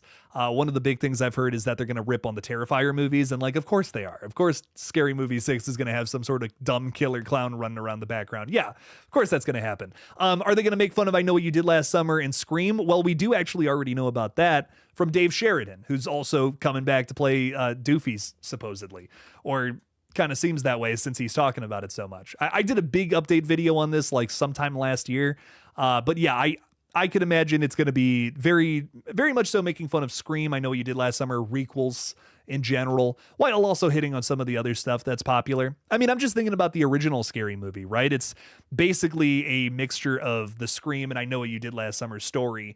But then there's also, you know, that whole bit about Blair Witch Project where it's Gail Weathers, you know, with the snot coming out of her nose and the camera's too close to her face. They're going to do shit like that too, right? But my guess is that they're going to boil down the plots of Scream 5 and this new I Know What You Did Last Summer film to essentially make fun of it sometime next year. And it's coming out perfectly just like a couple of months after Scream 7 comes out. So you know it's going to be sick. No, I'm really excited. I think it's going to be I think it's going to be a very fun film. It's going to be cool. And I think you're saying that the release date might be changing. I hope not, because man, it's got a really good release schedule in my opinion. 2 months after Scream 7, that is the perfect time to put out Scary Movie 6. Let everybody see it, you know, let everyone see the new one, you know, make their decisions. It's going to be a polarizing film. It's taken Scream 7 has taken some swings, and then have, you know, just make fun of it two months later. I feel like that's a great move in my opinion. So I really hope they don't change any release dates. Mateusz Zakolski, awesome name, bro. How would you rate 2025 horror so far? So far, 2025 has been a really interesting year for horror. Some major hits, some kind of whatever movies. I don't think I've seen any. Well, I've really only seen one film this year that I felt like was just a total waste of time. No, that's a lie. Hang on, I take that back. There was like 2 or 3 films that I've seen this year that I was like, that was a waste of time. I don't know what the fuck that was. I have seen there's been 2 movies this year that just blew me the fuck away though. Like there's been a lot of good stuff, but 2 movies just blew my fucking mind. Sinners and Predator: Killer of Killers were like outrageously good. Like, oh my god, I was seeing heaven watching those 2 movies. Wow. 2025, I want to like this year better than last year, just because 2024 didn't start off very well, but 2024 finished fucking fantastically. 2024 had a great back half where the front half of the year was not very good. Lots of misses, unfortunately. But 2025 has kind of been all over the place so far. If there's anything that's really stood out specifically, it's been the horror comedies, dude.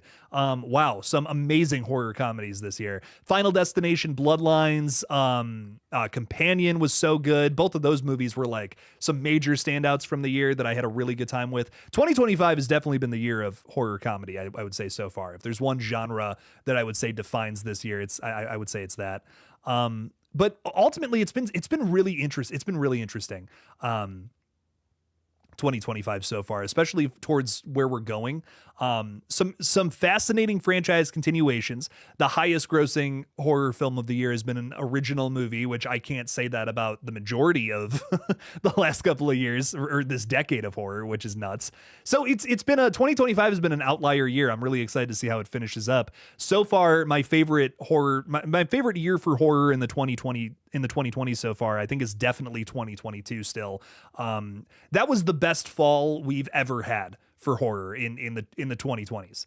Wow. Like, dude, fall of 2022, we were getting some of the best fucking horror movies of the decade so far, in my opinion. So I'm excited to see what this fall brings, because 2025, I think, has the potential to be even better than the last 2 years, based on some of the stuff we've already gotten. So things are looking up here for sure. I honestly, my least favorite year I've covered for horror was probably 2020 or 2024. Last year had some stinkers, which was a shame. A lot of movies that I thought were going to be good that ended up being kind of, I don't know. So 2025 definitely is looking to shape up to be a better year, though. So that's a great question. It's tough to say.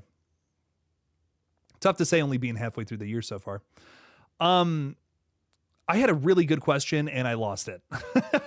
Oh, Joe Badgret is saying Mads is awesome since we're talking about French movies. Mads is awesome. Dude, they shot that in one take, apparently. It's hard to believe, if I'm being honest. Like, watching that movie, I'm like, how the fuck did they do this in one take? Wow, that is no easy feat to accomplish, but that is also a very brutal horror film. Mads is a lot of fun. You're just watching as how an entire town gets wiped out by a virus in 90 minutes.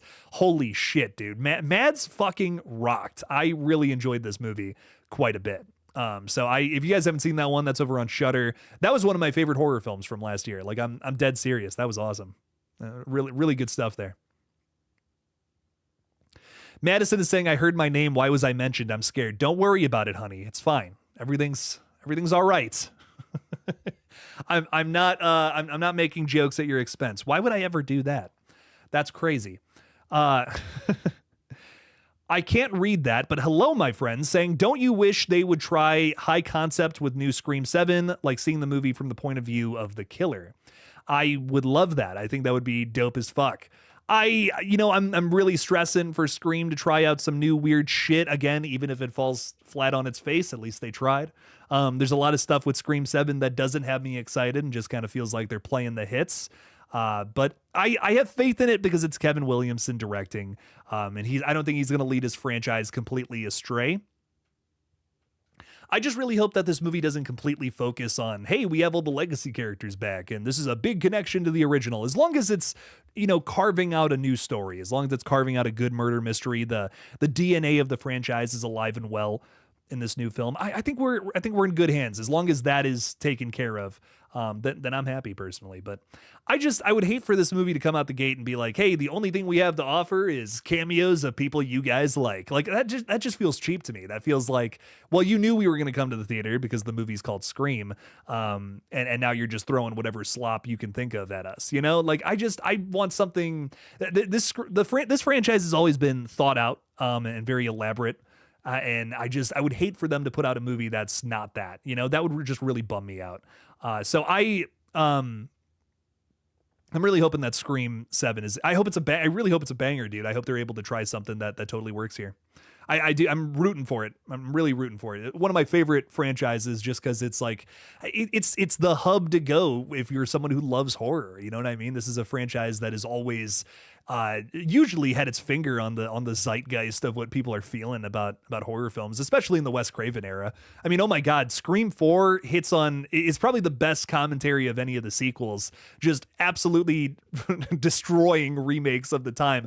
And with grace, with a lot of fun too. There's a lot of fun to be had with that film. And if you think about it, Scream 4 is essentially the Wes Craven's version of what he would imagine the remake to Scream would look like if someone else did it back at that time period. And that's another reason why I just think it's easily my favorite sequel. I don't know if anything's going to top it in terms of, to me, I think my Scream ranking is always going to be Scream 1 and then Scream 4. Like, I just don't see that ever changing. Scream 4 is it's a fucking banger. I think it's easily the best sequel. The more I watch it, the more I love it. So I just, I don't know. Those two just have the sharpest commentary. They're subtle, but also sometimes into your face, sometimes have some ridiculous jokes that are silly as fuck. So those movies do a really good job. Those two movies in particular, I think, do the best job at doing Scream. You know what I mean? So I just love that about this franchise. Sarah was not crazy about Companion. I spelled Jack Quaid and Sophie Thatcher were good, but you just didn't like it. What didn't you like about Companion? I'm just curious. I was kind of mixed on it when I saw it at first, but then I watched it again and I did, like, on second watch, I appreciated it a little more. It's very funny and it's a very fun film.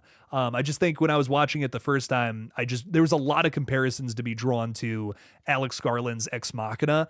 And it just kind of feels like the silly, goofier version of that in a lot of ways. But the thing I will give to Companion that I don't think I really appreciated as much on my first go around was how in depth the commentary really went with the gender politics. Especially with everything they do with some of the side characters. I'm like, man, the more I watch this film, the more I'm like, this is really intricate. This is a really good, Companion's really cool. But what did you not like about it? Let me know. I'm curious. Because I walked away from the theater not like totally over the moon like most people seem to be with it. I liked it. It's good. It's really solid. I was laughing out loud. The dinosaur bit, man, that's all I'm gonna say. That is so fucking funny. But yeah, just it feels like the comedy, the parody of Ex Machina in a lot of ways. JDC is saying, Jake, you made me get Shudder for the VHS movies, so we love your suggestions and theories. Thank you so much, dude. Man, that means a lot. The VHS movies are some of my favorite, like turn your brain off, just have fun with it kind of films. I just love those. Anytime I'm just like, I'm done for the night, I just want to put something on that's good. It's almost always VHS. I have not watched one of those in so long too. Man, got to put one of those on sometime soon.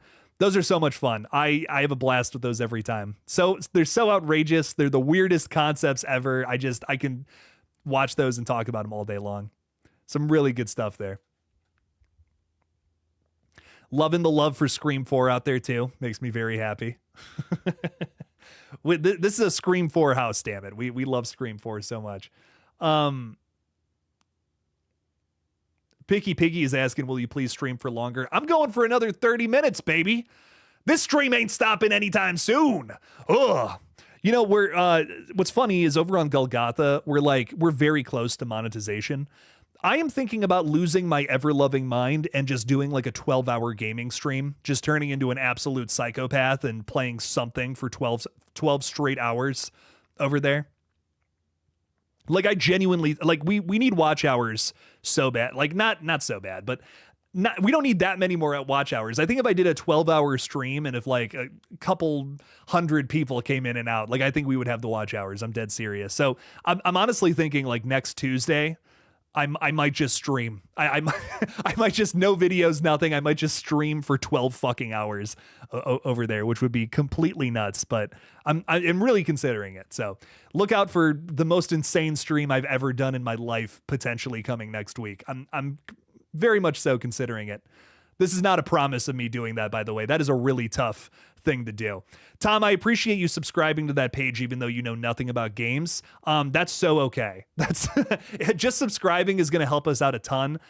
We got to hit 1,000 subs before the end of the summer. You know, it's just it's a goal that I've made. We got to complete it. So we're moving though. We're moving towards it, and I really do appreciate any of the support. So thank you. Sarah is saying, I hated the guy's words when he called the doll fuckbot, but the deaths were good and the opening was starting to becoming good, but the end, as if. Yeah, you know, Sarah, I understand why you didn't like that. I do. I think that was a lot of the commentary, though. You know, I do feel like the film was saying was demonizing that. What was demonizing Jack Quaid's character just in general, right? You know, this is funny because Madison, I'm saying your name. I'm not making fun of you. This is a positive thing. But I remember when we walked out, Madison and I saw The Substance together, and she really did not like it. And I later talked to her. I'm like, why didn't you? You know, why weren't you crazy about that movie? And she's like, I just felt like it was really sexist. And I'm like, well, I feel like the whole movie was trying to like demonize that, you know, the character played by what's his name? Oh, Jack Quaid's dad. Wow, that's really funny. Dennis Quaid. Like his character is crazy sexist. The entire movie. I mean, he is talking about women like they are objects, and it is fucked up. But the movie it's written and directed by a woman. You know what I mean? Like that's not the message they're trying to send with that film. They're trying to demonize that by putting it on display.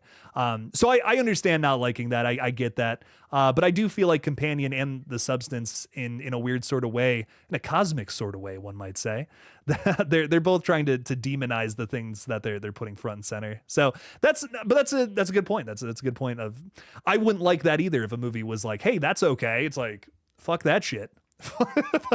What do you mean? That's awful. So I understand not liking that. Movies in Full is saying, I recently rewatched Scream 4 with my little sister. I'm introducing her to horror, and I didn't remember how much I love it, thinking about moving my ranking around. Scream 4, like, I don't know, there's a lot, I understand some of the criticism of it. Like, there is a lot of in your face meta humor that's like, just like, dude, chill out on that sometimes. But what it's able to do in a subtle sense, like everything with Jill is fucking brilliant to me. I love everything about Jill's character. It is a subtle way of saying, hey, here's my thing about Jill. We can talk about the motive all day. I love that too. But one of the things I love the most about the character, that again, very subtle, is she's essentially the Scream remake version of Sydney, and she's becoming the killer. This is Wes Craven saying, hey, if someone else took on my franchise in 2011, this is what they would have done with it. It would have fucking sucked. that's Craven and Williamson's way of saying that, essentially. And I think it's just it's the most punk rock Scream film, I think, for that reason. And that's why I love it. Scream 4 Supremacy, baby. Easily my favorite sequel. I do love 6. I will say that 6 is a lot of fun. But I just don't feel like it really hits on the commentary as much as I would have liked. There's some stuff in there, but not everywhere, you know? You want me to stream on the 18th of September? That's your birthday? Dude, that's so cool. My birthday is 6 days later. Nice. That's awesome. We're almost birthday buddies. But okay, yeah, I mean, I don't know what day that is, but I'm trying to stick to a schedule of 3 streams a week, baby. Usually Monday, Wednesday, Friday. So maybe it falls on that day. You know what's funny? It's June 18th right now. So we're just flashing forward like 3 months, basically. Let's see what that day is. It's a Thursday. I will try to stream on that day for you, my friend. I will try to make an exception. I don't know if any movies are coming out that day. Thursdays are usually my days to see new movies, but I will absolutely try. If I can make that happen, I will. What's your views on Him? I'm excited. Oh, Him, the movie. I'm like, who's Him? The movie Him. I'm excited for this film. I'm worried about after watching the trailer. The trailer looks a little bizarre to me, but that doesn't always speak to what's good about a flick, you know. So I don't know. We'll see. We'll see what's up. We'll see what's up with that one. It's produced by Monkey Paw though, and I think I think that's, that speaks volumes. That means it's probably going to be something cool. I've seen some Monkey Paw films that weren't Jordan Peele, and I've been pretty 50-50 on them, I feel.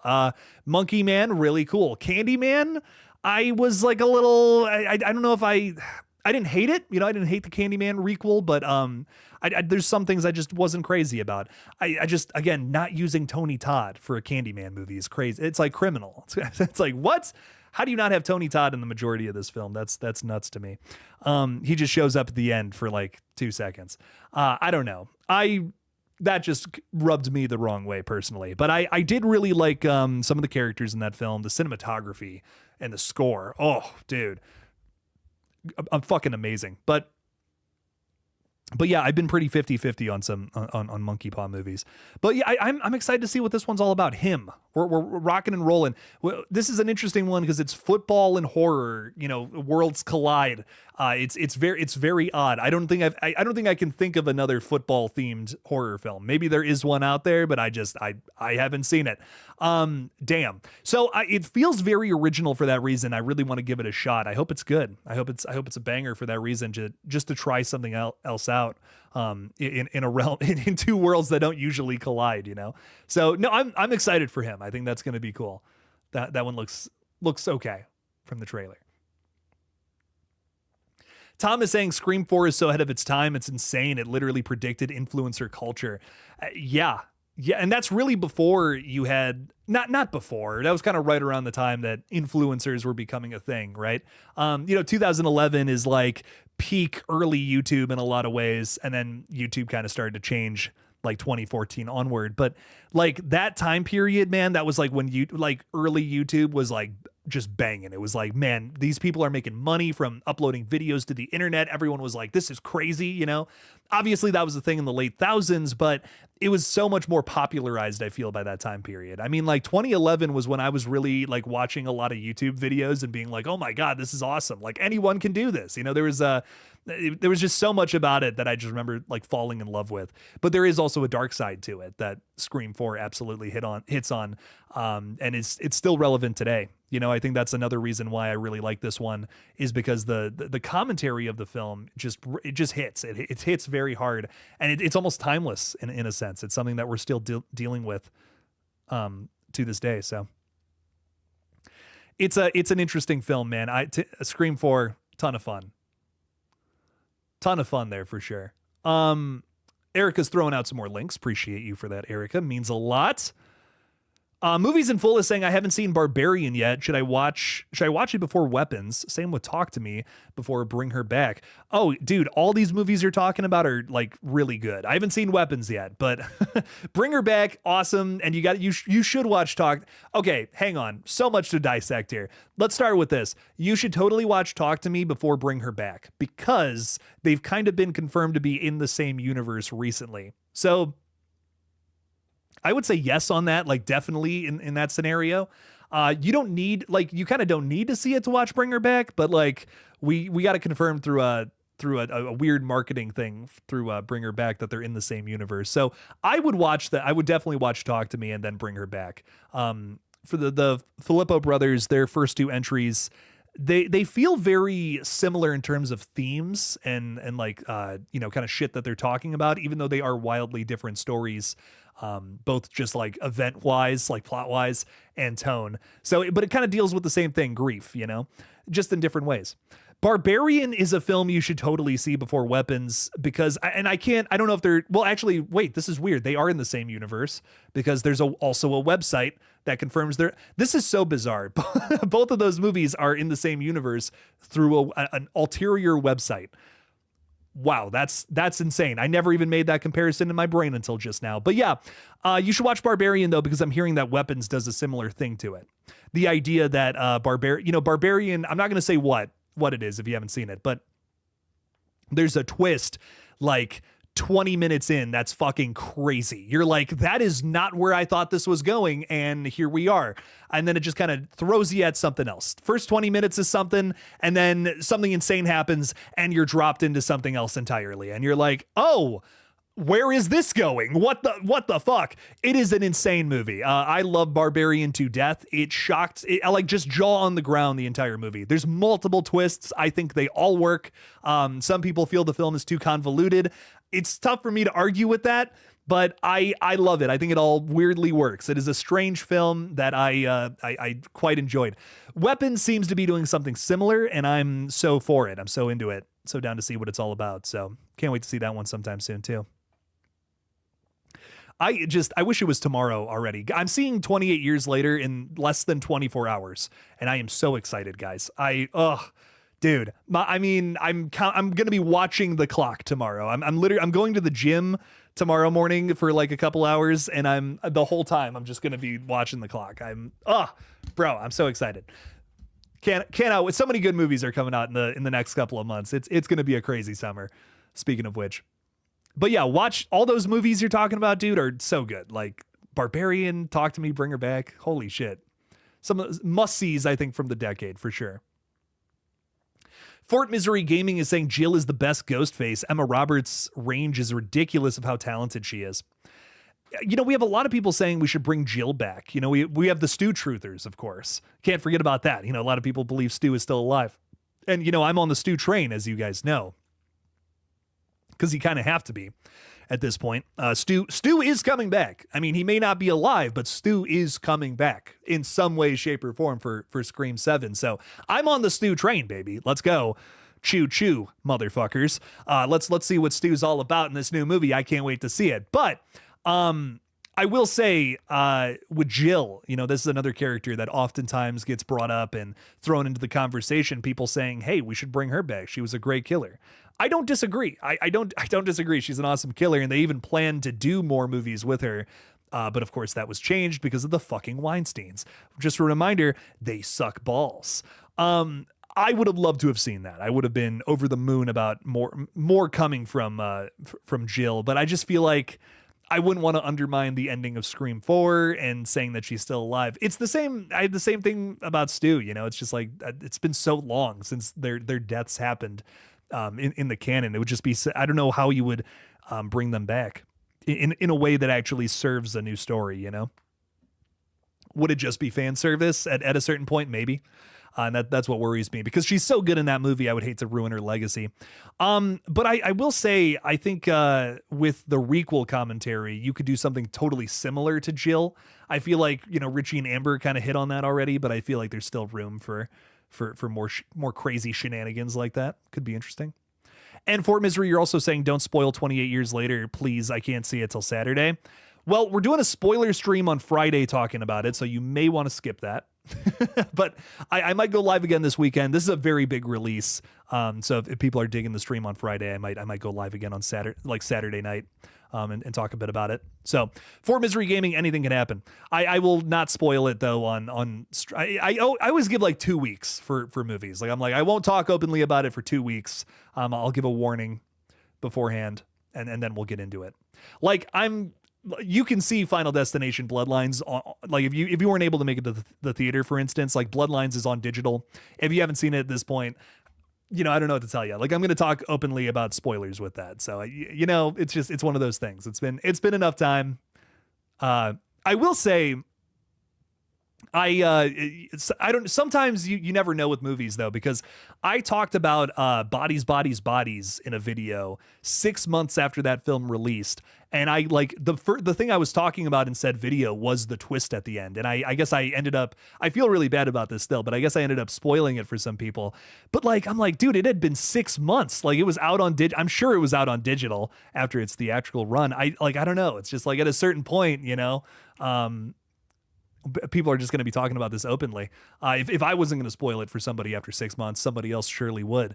So it's just one of those things, it's just, I'm a big, like, I'm a very big, like, supporter of, come on, don't spoil things before people have a chance to see them. But at a certain point, it's just like, this movie's been out for a long time, dude. Come on now. Perry Moberg, a member. What's up, my friend? How's it going? Welcome in, Perry. Thanks for hanging out with us, dude. Thanks for being here. Thanks for supporting the page. The Can family is saying, let's go 28 years later. We'll be great. Fuck yeah, dude. I'm really excited for this. I am considering making a versus video. So here's the thing. I did this a long time ago, but I want to ask you guys if this is something you're interested in. I did this a long time ago, but it's not a very good video. I didn't know what the fuck I was doing in 2021 when I made this one. But I want to do a new versus video of 28 days later versus 28 weeks later. Again, I've kind of already made this video on the page, but I want to do it I have a new way of doing versus videos that I think is way better. And if you guys are interested in that, let me know. I would love to make that this week or this weekend, because I think that would be a fun little video. Days and weeks, I think, are a really interesting comparison piece too. So that would be a really fun thing to kind of compare and contrast. But I will be putting out a review for 28 Years Later tomorrow. Spoiler free and with spoilers, probably. I'll probably do a big video on this one. So definitely check that one out tomorrow. Like probably, I want to say like 5 o'clock. I'll have that out, 4 or 5 o'clock. If I'm, well, no, it'll be later than that because that's a long movie. I forgot. This is like a 2-hour movie, by the way. I don't know if you guys saw the runtime on this, but 28 years later, it runs quite a while. So I probably won't even get home till like 3 or 4 after that one. It'll probably be late tomorrow night that I get a video out, but hey, it's coming. Check it out tomorrow. You're excited for that? Hell yeah, dog. This movie's gonna be good, guys. Some audience was able to see the first 28 minutes of the movie early and just had nothing but positive things to say about it. They said it was like one of the most terrifying openings to this entire series, and that is saying something after the beginning of 28 weeks later, dude. Whew. Wow. The opening scene of that movie is intense. Let me tell you. Luddy is saying, what do you anticipate being your favorite 3 horror movies of 2025? Where we're sitting now, I'll tell you what my 3 favorites are right now, but this is going to change because, dude, like I said this at the top of the stream, but I think it bears repeating.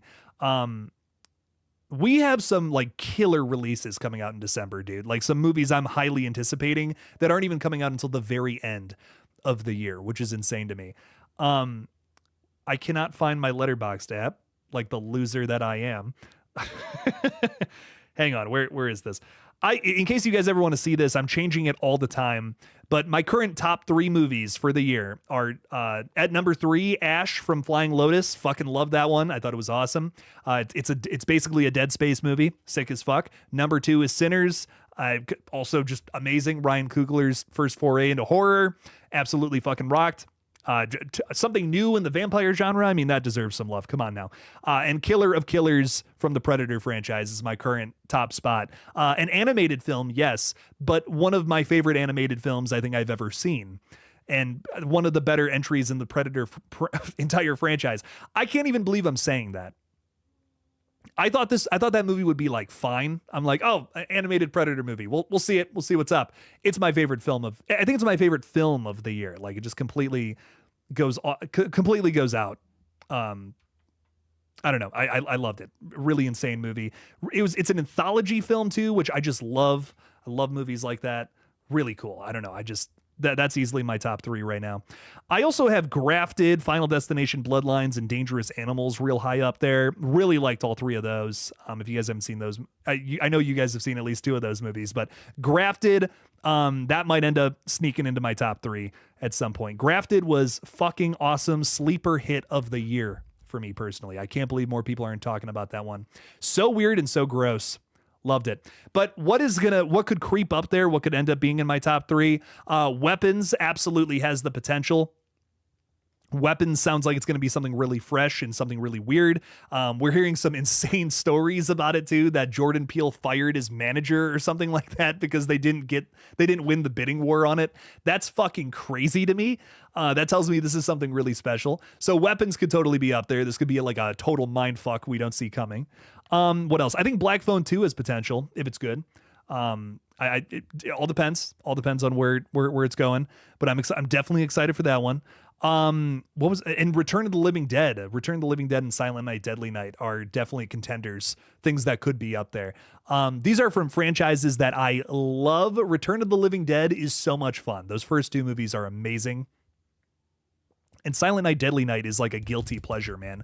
The first 2 movies in that franchise too, I think are fucking just so insane and so much fun. So I can't wait to see this new one. Definitely excited for all those. Definitely excited for all those movies in particular. Toxic Avenger is also coming out this year, which looks good.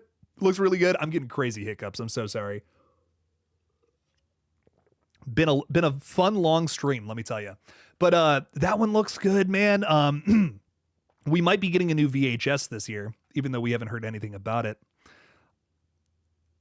There's a lot of good horror movies this year. I'm just looking at the list of things I've already seen. I'm like, shit, there's a lot of good movies this year, dude. A lot of really solid stuff and more to come. That Together is getting a lot of high praise, even though there was a weird lawsuit with it. I could go on and on, but point being, lots of good stuff out there. Oh, Victor, the third film I said, which Fort Misery and I have talked about this before. He just did not care for this movie, but I loved it. It's called Ash, like ASH. It's a movie about a spaceship that crashes on an alien planet, or it doesn't. I don't know if it crashes or not, but basically there's just like some kind of alien parasite infecting the members of the crew, and it's very alien. It's very The Thing. But to me, the thing that I found that I really liked about it, especially the third act, is to me, it felt like a Dead Space movie, which is an awesome video game. If you guys have never heard of it, it's a video game that a lot of people have been wanting John Carpenter specifically to make a movie out of for a long time, because it's basically The Thing in space. That's the best way I could put it. Elements of The Thing, but you're on a spaceship, like a derelict spaceship, like just out in the middle of the vacuum of space. And this movie was very similar to that, but has Flying Lotus's like colorful touch to it, which like, for me personally, I just love his movies. I love like the art that he makes. If it's music or film, he's made a lot of just really bizarre stuff that is just really unique. I think he's got a very specific style about everything that he does. And that's like, I think one of the reasons why he's one of my favorite, like just creatives in general right now, not even like beyond film. Like I love his music. I love the weird ass fucking movies he's made. I just like people who push the boundaries, people who push things and try not to do exactly the same thing, the same cookie cutter, whatever kind of movie. And Ash feels like that for a space alien horror, and it's got some body horror, which like is just like my favorite. Anything with body horror in it, just like it gives me the creeps. I just love shit like that. So I couldn't stress enough how much I loved Ash. I enjoyed it quite a bit. Sci-fi horror in general tends to be my favorite, but this was something special in my opinion. So I really enjoyed it. Highly recommend. I believe it's on Shudder. if I'm not mistaken. I believe that film's on Shudder now. Definitely one to watch. Little slow to get into, admittedly, but that third act is totally worth it in my opinion. So, Dead Space is awesome, says Picky Piggy. I agree. It's banging. What's my username on Letterboxd? There are like a ton of Killjoy Jakes, which is really funny. Like there's actually, last time I checked, there was like a ton of people who were like, no, I'm Killjoy Jake. And it's like, I don't know about that, but let me actually look this. I want to see what the other ones are because it just cracks me up. I'm just going to tell you mine because I can't find it right now. Nothing's loading. Mine is just like Killjoy Jake with no spaces, no underscores, no nothing. It's just like capital. The K's are capitaled and the J's are capitaled. That's all you need to know. My most recent watch was Nightcrawler, by the way. Just watched that movie for the first time. You guys ever seen Nightcrawler? That was a really good movie. Can't believe I'd never seen that before. American Psycho, but in Los Angeles in like I think was it late 90s? I feel like it was like 90s. I feel like it took place in the 90s. I need to watch it again. Like that was a really good movie. Movies in Full is saying the scene of 28 years was the one from the trailer when they find the house and it was hanging upside down. The hanging upside down body. The directing in that scene alone was amazing. I agree. Dude, I agree that this movie is going to fucking bang. I'm telling you that right now. I am so excited. All the ideas that they're putting in this film, I feel like are, from the outside, you could think a little too Walking Dead. I remember somebody in the space was saying that they were like, this kind of looks like a Walking Dead movie. It was like the one negative thing they had to say about it. And I'm like, I understand that, but it's 28 years later. It's not going to be slow and boring like most of those seasons. I like The Walking Dead, but man, it fell off at a certain point. But this looks like it's definitely getting into something similar, but telling a more action-packed story. And I'm really excited for that. I think it's going to be fun. And yeah, you're talking about how it was shot on iPhone, which is so weird, right? But I read more about it and Danny Boyle's reasoning for that, and it makes so much more sense the more I thought about it. I posted this video a little while ago talking about 5 things you didn't know about 28 years later, and I went in depth on this because I found it really interesting. But Danny Boyle has talked a bit about why he was doing that. Essentially, the original movie is shot on like camcorder, which is a weird choice. That's why it looks like that. If you've seen 28 Days Later, it looks so grainy and disgusting. But that was purposeful. It was trying to simulate what apocalypse footage would have looked like had an apocalypse happened in 2002. And they're trying to do the same thing with 28 years. You know, they shot it on iPhone because if a zombie apocalypse happened right now, you know that in the aftermath, they would find a bunch of iPhones laying around with some cryptic ass footage, dude, some creepy shit on there, you know? And it's the same vibe that they're going for with this new movie. And if you've seen any of the trailers, you'll notice the aspect ratio is like way tighter than some of the other movies out there. Just the footage in general looks a little weird, but that's because it's shot on iPhone and with multiple iPhones sometimes at the same time. If you guys haven't seen that photo that's been going around of the zombie with like the poor man's bullet time around him, I don't know how the fuck they're utilizing that for a certain scene, but it's crazy. So some bizarre techniques were adopted to shoot this new movie. And again, that has me really excited. They wouldn't find phone because the cameraman never dies. There you go. They wouldn't find his phone. That's for sure. Picky is asking, what's your top 5 most favorite horror game franchises? Mine is Poppy Playtime, Silent Hill, Resident Evil, Dark Pictures Anthology, and Fatal Frame. Bro, great choices. Yeah, Resident Evil and Silent Hill for sure, without a doubt. I love those. Love both of those franchises a ton. I got to say Mortal Kombat is up there for me. I played so much Mortal Kombat when I was a kid. It's just so much fun. It's such a, hey, the friends are coming over. Let's play that. Another one I have to rope into there just because I play it so often. This is a weird thing about me that I don't share often because I'm embarrassed by it. I am a fucking god at Mario Party. I don't know what it is, but we like my little friend group, like sometimes when we get together, if there's just nothing to do, it's like Mario Party. Yeah, let's do it. Nothing else to do. It's Mario Party. So I've played it very consecutively for the last like 10 years. That's so embarrassing. That's such an embarrassing thing to admit to the internet. But I have played an ungodly amount of Mario Party. Like any single, like honest to God, if someone was like, "Oh, Jake, let's play Mario Party 4," I'm being so nice when I say this. I would probably whoop your fucking ass. I am insane at Mario Party. That's not a brag, by the way. This is not me bragging. This is me like being so embarrassed. That I play a lot of this children's game. But anyways, fifth franchise, you have some really good ones on there. I'm going to just say Poppy Playtime because I'm really enjoying that so far. That playthrough has been fun. I'm sure there's some other franchises I'm totally forgetting about, but man, that's a good one. That's one that I'm glad is so popular. Really like that one a ton. But great choices. I am again, just so embarrassed by my Mario Party addiction. JPR is saying, once Terrifier 4 happens, would you want a possible prequel in the future, just another sequel, Halloween 2018 route? What would you want? Well, Terrifier 4 seems to be wrapping up the main story and also setting up some things about Art the Clown's backstory. So big thing that I might be wanting after that is potentially a prequel, like showing Art the Clown back in his glory days in the 90s. That would be really cool, in my opinion, like a period piece for Terrifier, like do like a late 90s set Art the Clown story. He's not supernatural. It's just a straight up slasher. And wouldn't that feel kind of refreshing after Terrifier 4, which is likely going to be this big supernatural epic opposed to just a normal slasher movie? I think that would actually be a really cool direction for the franchise after 4. Maybe have someone else tackle it besides Damien. And I wouldn't even mind that. I would be so okay if Damien like handed the keys to the kingdom to somebody else. Because I think at that point, after Terrifier 4, Damien has made everything Art the Clown at this point. And now the dude's an icon. I think it would be really cool to see someone else tackle it and also try to bring a different vibe and different tone to the franchise in a prequel, kind of telling your own story. You could make like 3-4 movies just doing that too. And I don't think anyone would complain. There is an entire like part of the Terrifier franchise that is really clamoring for the feeling of the original film again. I think a lot of people like the original because it's simple, it's sweet, and it's a guy running around killing people, and that's it, with some brutal fucking kills.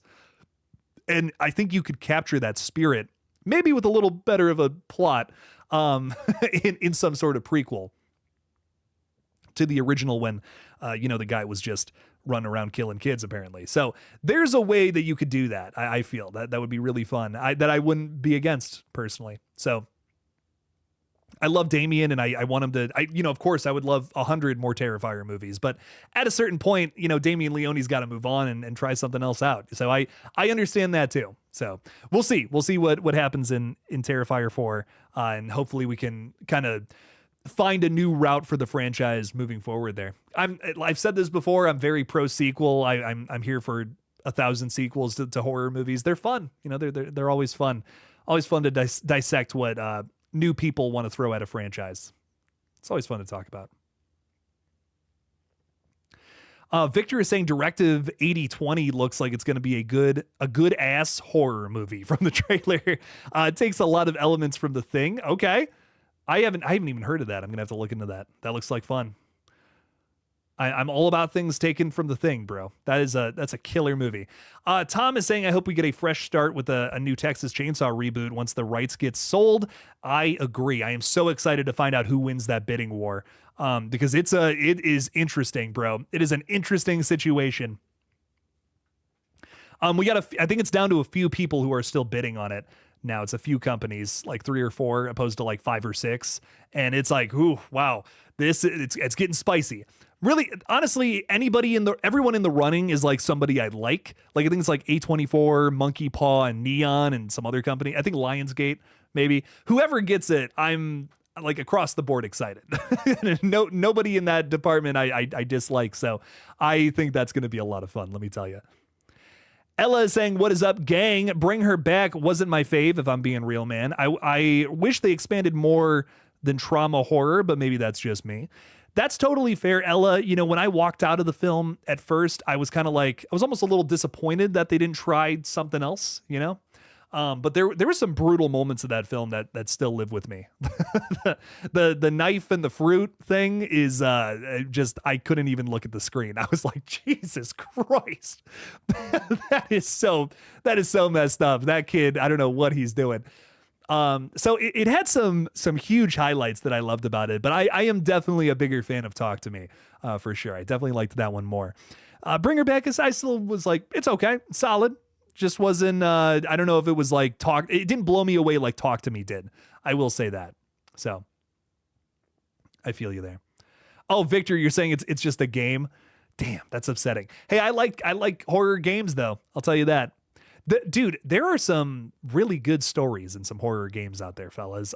Some mind-blowing fucking stories out there that I'm just like, I can't even believe that's going on. That's nuts. But yeah, no, crazy stuff. One more chat, and I think we're gonna sign off because I'm getting ready to go see Ballerina. I'm really excited for that. The new John Wick movie. Huge John Wick fan here. What else what do we got? Want to get something that's horror related. Ella is saying exactly, loved some key moments and they do character building really well. Just wish they built it up from a different story maybe.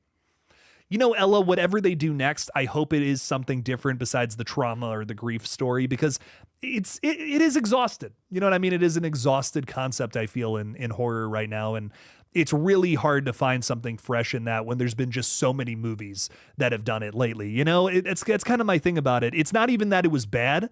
It's just, it feels like a lot of the movies I've seen recently. And I think that was not my problem with Bring Her Back, but just like, because that's not the movie's fault, right? It's just like, if that movie had come out 10 years ago, that would have blown my fucking mind. But because it came out right now, that was kind of my like, you know, I walked out of the theater being like, it was cool. It was good. But I don't know if I was like, you know, shell shocked just because it did. That is so important though, to a good horror movie. You know, if you're making something that stands out and isn't exactly the same as everybody else's movie, I feel like it has a better shot at being more popular. I mean, look at Scream. You know, Scream was completely subverted expectations for what was expected of slasher films, and it's one of the biggest franchises like ever in that realm. So I think if you're able to do something that is, you know, something that people are wanting but aren't getting a lot of, if you can find that, those are typically some of the biggest hits, some of my favorite horror films that come out in the respective time and year or whatever. So, but fellas, I need to get going because old Jake's tired and we're at 2 hours, baby. So I appreciate you guys watching. Really fun and insane stream here. But we'll be live again on Friday to talk 28 years later. Again, stop on by that stream if you are able to see it tomorrow or maybe Friday morning. I don't want to spoil this movie for anybody who has not been able to see it. I might actually go live later on Friday. I might actually go live at 7 opposed to 3 so that more people have a shot to see it. But yeah, definitely come to the stream if you're able to see it before then, and we'll be talking some spoilers. It'll be a very fun time. We might even do another 28 years later review stream on Saturday if I have some time. So guys, thank you again for watching. Thanks for hanging out. And as always,